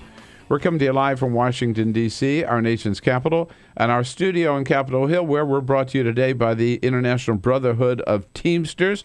We all live better because of the good work of the men and women of the Teamsters Union under President Jim Hoffa. You find out more about their good work and all that they're up to. Very exciting stuff today. Go to their website, teamster.org, or just ask President Jim Hoffa, who is in studio with us at this hour. Mr. President, welcome back to the program. Bill, it's always good to be here. It's great to be here. Progressive radio, that's what we need. More of it, right? More of it. More cities across this country. And, absolutely. Yeah. So very, very exciting. This morning on cable television, I've seen on all three cable channels, Fox and CNN and MSNBC, let's get America working. Well, that's our theme. That's absolutely. We just put a huge banner on our building. Let's get America working. Did you really? Yeah, this is what this is all about. After Labor Day, this is our kickoff. We've had thousands of people call in already. People excited about this program, and it's about infrastructure. Basically rebuilding our roads, our ports, our tunnels, our bridges. They're falling apart. You go anywhere. I'm from Michigan. The roads are falling apart there. They can't figure out. Roads are falling apart everywhere. You go to Europe, and the roads are perfect. You go like, what? Why are their roads different? I mean, they have the same problems we do. The trains work better than our. And we just don't put the money into it. And what we've got to do is to stop the partisanship and get bipartisan program going here. To get money allocated, we need a 5-year, 6-year program. Let's start rebuilding these roads and bridges and everything else. Everybody needs it. And the funny thing is, even the Chamber of Commerce wants this. Because it's a business thing. Business says, hey, we got to move our products. We got to get things going here. And so they realize, and so somehow between the Chamber of Commerce, organized labor, everybody else out there, we've got to fix our roads and fix this country because it's costing us billions of dollars in jobs. And you are kicking this off at the Press Club today. That's right. A news conference, not just yourself and not just Democrats. Tell us about it. Oh, yeah. We're going to do it today. We're at 10 o'clock. We're there at the Press Club with the Secretary of Transportation, Fox. He's going to be there presenting, and very helpful to us because the president's got his plan for the infrastructure. We're going to have Haley Barbour, the former governor. Good man, but that's the bipartisan. Former chair of the Republican National Committee. Party. We're reaching out to him, and he agrees. He said, we've got to work together on this. Can't be a poison pill. It can't be, I'll do this if you get rid of Social Security. All this crazy stuff. We've got to get together to say, this is a common problem. We run on these roads. We run on these highways. This is something America needs, and we've got to get people together. And we're going to work together with Haley Barbour, with the administration, to say, how do we do this in a bipartisan way to basically get money allocated. And we're talking a lot of money. We're talking $1 trillion. Whoa. And the answer, it's a lot of money. This is not a cheap deal. This is not a 1-year deal. It's not a 6-week deal. You can't build highways and roads in 6 weeks. You've got to have a program where you pick and target. There's thousands of bridges that are falling apart. There's all these studies that have been done about how do we figure this bridge is falling down, this bridge is falling down, this road is bad. And everybody knows if you drive a car, you know where the roads are bad. So this is a common problem for all of us. This is business, this is Republican. This isn't I don't see how it's a partisan issue. It's a bipartisan issue. Well, on that point, you know him. I know him as a good man, former Republican member of Congress, Ray LaHood from Illinois. Became Transportation Secretary under President Obama, the only Republican in the cabinet at the time. I remember Ray LaHood came into the briefing room a couple of years ago when he was still in office, and he said, I never met a Republican road or a Democratic road. He said they're just roads, and they didn't fix it, right? That's a good one. That's a good line. But that's the way it used to be, wasn't it? I mean, in the Congress. He's an old-time guy because he believes, he knows he was around during the era when people worked on problems. It isn't like it is today. I've never seen the poison atmosphere we have today. Everything is a gotcha. Everybody is a poison pill. I'll do this if you do something that is so ridiculous that you aren't going to do it. Yeah. And so everything we limp along with a 6-week program or a 2-year program. We need a 5-year, 6-year program because this is a national problem. But this was the one area where in season, out of season, you could count on Republicans and Democrats coming together and pass a 5-year. It was always as I recall, the 5-year transportation bill. Yeah. Because it does take, as you pointed out, a lot of time for planning these projects, getting all the agencies together, getting the right of way, and then building them. Right. Well, that's exactly right, and it's changed. Right. And for years, I mean, going back as far as anybody can remember, we always had a program because we got to have bridges, we got to have roads, we got to have tunnels, and all the things going on with ports, the Panama Canal, dredging. There's so much going on right now in America that has to be done to bring us up to what's going on in the future, and we're not there. We're not doing. Bridges are falling down. Tunnels are falling apart. Sewage is spewing into the ocean, but because they don't have a proper system. What kind of support or response are you getting from Congress yet, or is it too early to tell? Well, we're already talking to certain people like Schuster and certain people like that that have shown interest in this. They realize the problem. There is a core of good people. Labiando, these are Republicans. The Democrats are there. They want to do it. Yeah. And they want to do it with the administration. But you have to find basically the good Republicans. The problem is there are not enough of them. And there's, the killers out there, the Mitch McConnells that told the president, my job is to make you fail. Who says something like that? I thought we were all Americans. We want to, I might run against you, but I don't want you to fail because when you fail, America fails. We don't want that. So we really have to have a different approach. So there are certain people that are so partisan you can't get them off. So we're going to work on those people, but hopefully we can form a consensus with Labiando, with Schuster. There's a lot of good people out there that are Republicans that think like us. Schuster has always been, as a Republican, out in front. Yeah, he's a good man. And Labiando sees America the way we see it. So we're talking, and also, this is a major jobs program, right? I mean, have you calculated how many? Yes, there's a calculation. It's thousands of jobs. Or $1 trillion is 27 million jobs. I mean, it puts everybody to work, and they're good jobs. I mean, they're not, hamburger flipping jobs. These are good jobs where we bring people in that can really do a job to fix these roads. Because these are, you drive the highways, you see the cones out there, and you see what a big deal it is to change a bridge or to fix a bridge that's been out for 50 years and it's falling apart. So many bridges you go across, they're all rusted. I mean, I went across the Ambassador Bridge, which goes into Canada. It's built in 1929. Can you imagine what the trucks were like in 1929? You've seen those old black and white pictures? And I'm going across it, and I can see it's moving as I'm sitting on it. I said, when do we get off this bridge? I mean, this is the Ambassador Bridge, and you can see the old rusted big bolts there from 1929. And the trucks were like tiny, those old trucks you see, and now they've got trucks that are thousands and thousands of pounds. And it's just scary out there. So it puts a lot of people to work. This is a jobs bill. This is an American bill. This is something that makes America strong. And the answer is there's a lot of people for this. But we've got to find a way to do it that's fair to everybody, and go from there. Yeah, let's get America working. That's a banner headline, right? That's a banner on the building. I haven't seen that on the. Come on by. No, absolutely. I love to come down to your office there on Louisiana Avenue, right, not far from the Capitol, just down the street, right across. And the TV ads are running. Is there a website, Mr. President? Do you know what it might be? International Brotherhood of Teamsters.com. Right. .org. Teamsters.org. .org, yeah. Teamsters.org, so that you find out more about the program there. It's all there. Tell me about Labor Day, big Labor Day rally with we were the in Teamsters Detroit and the UAW. We were the featured people because the UAW with Dennis Williams was in negotiations, and big news in Detroit, big news all over the country with the big three, Ford, Chrysler, General Motors, and we marched with them. We had probably the best. We had a beautiful day. We had the building trades. We had everybody there. It was a great event. And then we spoke afterwards, and I made the announcement that the Teamsters, the 1.4 million Teamsters, will basically honor their picket lines if they go on strike. That's a big pressure point with regard to the big three. And Dennis Williams and I are very close, and I said, we're working together. We got common goals.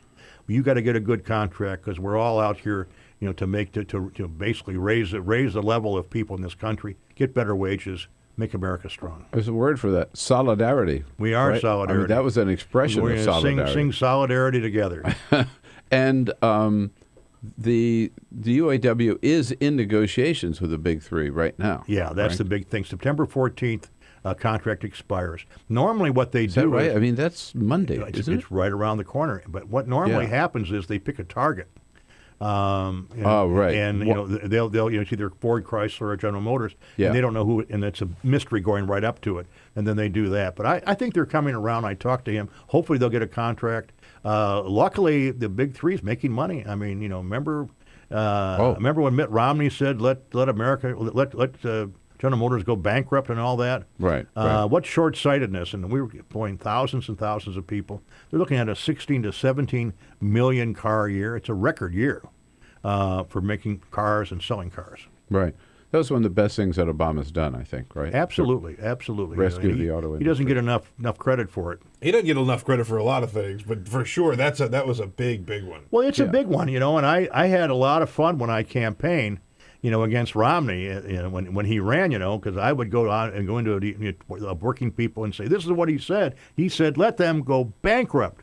And I said, do you think that's right? And look today. And by that time, they were coming back. And, we have thousands of people working there. And also, our car haulers are making money, too. We got a lot of people working.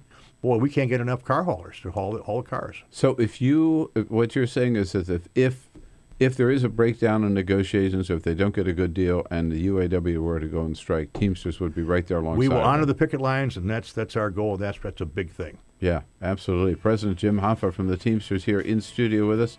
They don't get a chance very often to throw a question to international president of one of our great labor unions. Here's your chance at 866-55-PRESS, and some of you good teams. We often hear from Teamster members out there, too. So I hope so. There's your chance to talk to the boss. We'll be right back. Connect with The Bill Press Show on Twitter. Follow us at BP Show and tweet using the hashtag WatchingBP. This is The Bill Press Show.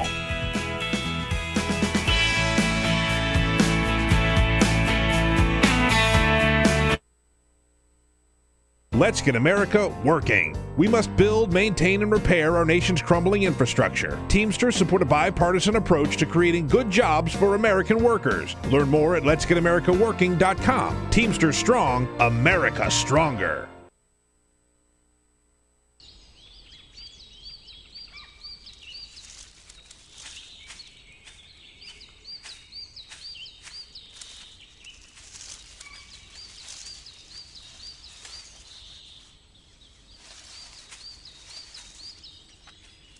At Earth Justice, we defend the environment in the courtroom. Join our fight. When you take a seat, you take a stand. Earth Justice, because the Earth needs a good lawyer. Hey, Free Speech TV world, it's Mama and the Mooks here at the Stephanie Miller Show. Hello. Good morning. Seinfeld was about nothing. I think the Stephanie Miller Show is about everything. A little bit everything. Yeah, a little it's bit. kind of everything like thrown into a blender, and we hit frappe. Right. With wine poured in. Right. Senators, fart jokes, politics, pop culture, entertainment. Drinking, random stray thoughts. It's what all the hip kids are talking about. Yep. We have the smartest, funniest people in the country on this show, do we not? We absolutely do. Right? And our sexy liberal army of callers call in every day to tell us all about it. There you go. And some right-wingers that Travis particularly enjoys talking to. They're my favorites. Okay. You can watch us every weekday from 9 to noon Eastern or 6 to 9 Pacific, which is really early. But we still, we try to, we're still pulling in people like Rob Reiner, Lily Tomlin, Frangela, you name it. You can only get it here at the Stephanie Miller Show. Mama, Mooks, fancy celebrities. And everything. And fart jokes. Free Speech TV.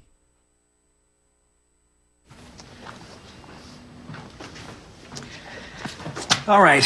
I know this isn't any fun to talk about, but we should. Okay. So who's going to do what? I'll pack the dead batteries. Great. I'll only put what I don't need into a duffel bag. Perfect. That's totally unhelpful. No problem. Meanwhile, I will try to comfort everyone by speaking in a calm voice. And I'll try to get the generator going without any gas. Oh, let's not forget the cell phones, which probably won't work. Right. And who is going to handle supplies? I can forget to do a list for us. Thanks, pal. Well, I think we couldn't be any less prepared. I'm proud of you guys. It's about who to call, where to meet, what to pack. Visit ready.gov/kids for tips and information. The app, your eyes up. 5 seconds. Speeds. Enough time to travel the length of a football field. Stop the texts. Stop the wrecks.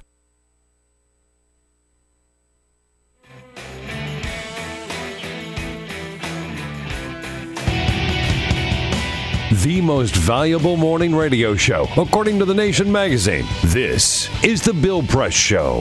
Here we go now at 12 minutes before the top of the hour on Just to Get It Straight on a Wednesday, September 9th. In the studio with us, Teamsters President James Hoffa. Teamster.org is where you find out more about the good work, including their great new campaign, which will be launched in just a little bit over an hour from now at the National Press Club here in Washington, D.C., with President Hoffa, with former Governor from Mississippi, Barber, and with the Secretary of Transportation, Anthony Fox, former Mayor of Charleston. Charlotte. That's it, Charlotte. Where the convention was. Where the convention was, and I met him at the convention. That was a good convention. It was very good. Yeah. It was surprisingly good. I know it was. I like that. We just celebrated Labor Day, Mr. President, which is a good day to remind people why labor unions are important. What do you tell your members or people who are thinking about joining? Why should they join a union? And Well, in my speech, I talk about all the things we take for granted. The 8-hour day, the 40-hour work week, overtime, paid vacations. And I said, look at this. This is our day. And we're here, whatever job you have, we're being paid. We have pensions. We have health care. These are things that didn't exist 60 years ago. Didn't just happen. It didn't just happen. And I said, don't ever forget where they came from, how hard people work, and all the blood, sweat, and tears that went into getting that. And the question is, number one, how do we keep that and make it better? And that's my speech. And I said, we got to be energized. We got to be strong. We got to go to the polls. We got to elect people that believe in what we're doing. People like President Obama. Now, President Obama, a lot of people like him. I like him. I got him in, and I campaigned for him, organized labor campaign. And he's basically doing a lot for us right now. He's doing things for healthcare workers. He's doing things for overtime. He gave a raise and sick leave to all federal workers. These are things that are great, and he doesn't get the credit for it. But those are the kind of things we got to keep working on, and we also have to keep and make sure that we keep unions strong. In fact, this weekend I'm flying to Kansas City out there because both houses have passed right to work, and the governor has vetoed it, and we think that we got to make sure that the veto holds up. So I didn't realize that. Yeah. I'm flying out to Kansas City this weekend. So this is what we're doing. We basically have to keep what we have. But the biggest thing is politics. If you get a governor that's a good Democratic governor, you can't believe how much that does. But you get one the other way. They're out for right to work. They want to cut wages. They want to send your jobs overseas. They've got everything going. In Michigan, where I'm from, I was just going to say, Snyder. We've got the Governor Snyder in Michigan, which is one of the most unionized states in America. And what do we have? He wants to get rid of, he has right to work. He said he would never do it. Now he's got right to work. Now he wants to get rid of prevailing wage. So let's assume we do get a highway bill in Michigan. What are they going to have? Guys come up from Mexico to fix the roads, and all the Americans will sit there? That's the idea. No more prevailing wage. No more set, this is what this job pays. And they want to go to the lowest common denominator. Guys will be making minimum wage fixing your highways. Do you want them fixing your highways? Yeah. Do you want them doing your bridge as a guy that never done a bridge before?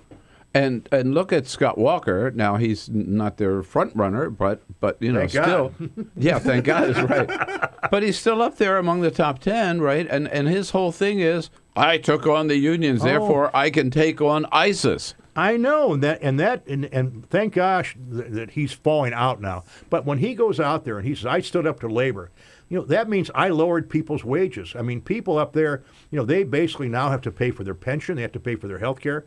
It's a copay now that they didn't have before. He's basically decimated labor up in Wisconsin right now. And the same thing with Chris Christie. He said, the teachers union should be smashed in the face. Yeah. Who says stuff like that? Yeah. I mean, it's so out of touch with what's going on. But that's their attitude, and luckily those people aren't going anywhere.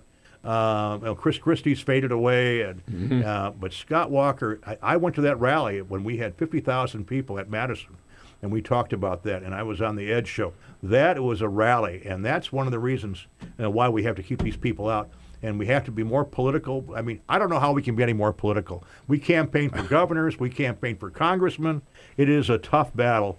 But people listening to this show should realize when you go to the polls, it's not guns and gays. It's about your job and about quality of life in America. Joe Biden was out on Labor Day with the United Steelworkers in Pittsburgh. Just about 30 seconds. Do you think he's going to run? I don't know. Joe's a very attractive guy. He's a great friend. Everybody likes Joe, and we'll have to wait and see. I don't know what he's going to do, but he's just got, it's a lot of work to do, and he doesn't have his committees together. But I guess there's plenty of time. But It's interesting to see. That's why I'm going to wait and see what happens. All right. Mr. President, you got a busy day ahead of you. In an hour, you got to be down at the press club. So it's really great of you to come by this morning. Thank you for all your good work. Thanks again for helping us on the show here for a long time. We've been good friends for a long time. Thanks, Bill. Great to see you. I'll be back with a quick parting shot. This is the Bill Press Show.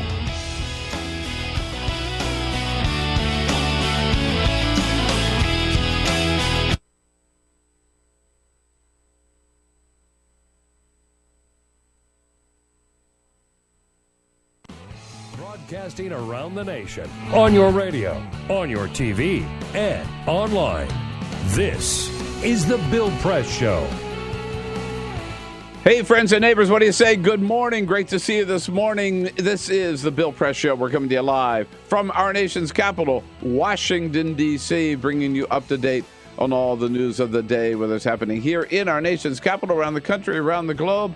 Coming to you live on your local progressive talk radio station, on Free Speech TV, and worldwide on our video stream, TawkrTV.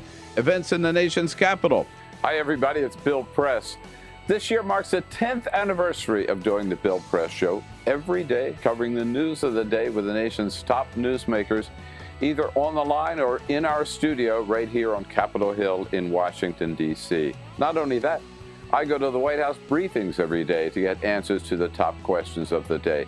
Bottom line, if it's happening in Washington, D.C., either at the White House or the Capitol, we are all over it. Every day, we welcome to our studio political leaders and reporters and labor leaders and newsmakers to help us understand the issues of the day. You know, we started out as a radio show only, but over the years, we have branched out to all forms of the new media. So today, we're not just a radio show. We are podcasting, streaming audio, streaming video, and we are simulcast live on Free Speech TV nationwide. Reaching out to 40 million households on Free Speech TV, in addition to hundreds of thousands on local radio stations and online. AFGE is so proud to be associated with this show and looks forward to being working with Bill and this show for a long time. Bill Press is the right man at the right time with the right message. And thanks to the Bill Press Show, we get our message out to thousands and thousands of people every day. Thank you, Bill Press. The Teamsters are a proud partner with Bill Press on his show, telling the truth about what's going on with working families. Tune in. Yes, it's been a fun and exciting 10 years so far for the Bill Press Show. We're looking forward to many more with all of you, broadcasting live every morning from the nation's capital. On your radio, on TV, and online. This is the Bill Press Show. Let's get America working. We must build, maintain, and repair our nation's crumbling infrastructure. Teamsters support a bipartisan approach to creating good jobs for American workers. Learn more at letsgetamericaworking.com. Teamsters strong, America stronger. The average text takes your eyes off the road for nearly 5 seconds. At highway speeds, that's enough time to travel the length of a football field.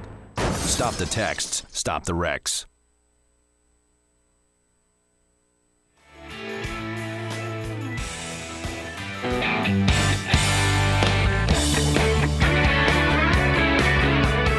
The Parting Shot with Bill Press. This is the Bill Press Show. And then there were 42. Yep, just last week, all the speculation was about whether or not President Obama would be able to sustain a veto of any congressional resolution disapproving of the Iran nuclear deal. But boy, that's changed dramatically. Yesterday, 4 holdout Democratic senators, Gary Peters of Michigan, Richard Blumenthal of Connecticut, Ron Wyden of Oregon, and Maria Cantwell of Washington, announced their support of the deal, which means President Obama now has enough votes in the Senate to block even any vote or consideration of a resolution of disapproval. That's the good news. The bad news is that every single Republican announced their opposition to the Iran nuclear deal. That's right. For the first time in 50 years, Congress had a chance to vote for peace and not for war, and every single Republican voted against it. Don't tell me there's no difference between the two major political parties. That's my parting shot for today, folks. Have a great Wednesday. come back to see us again tomorrow. This Why not? is the We'll be Bill looking for Press you. Show.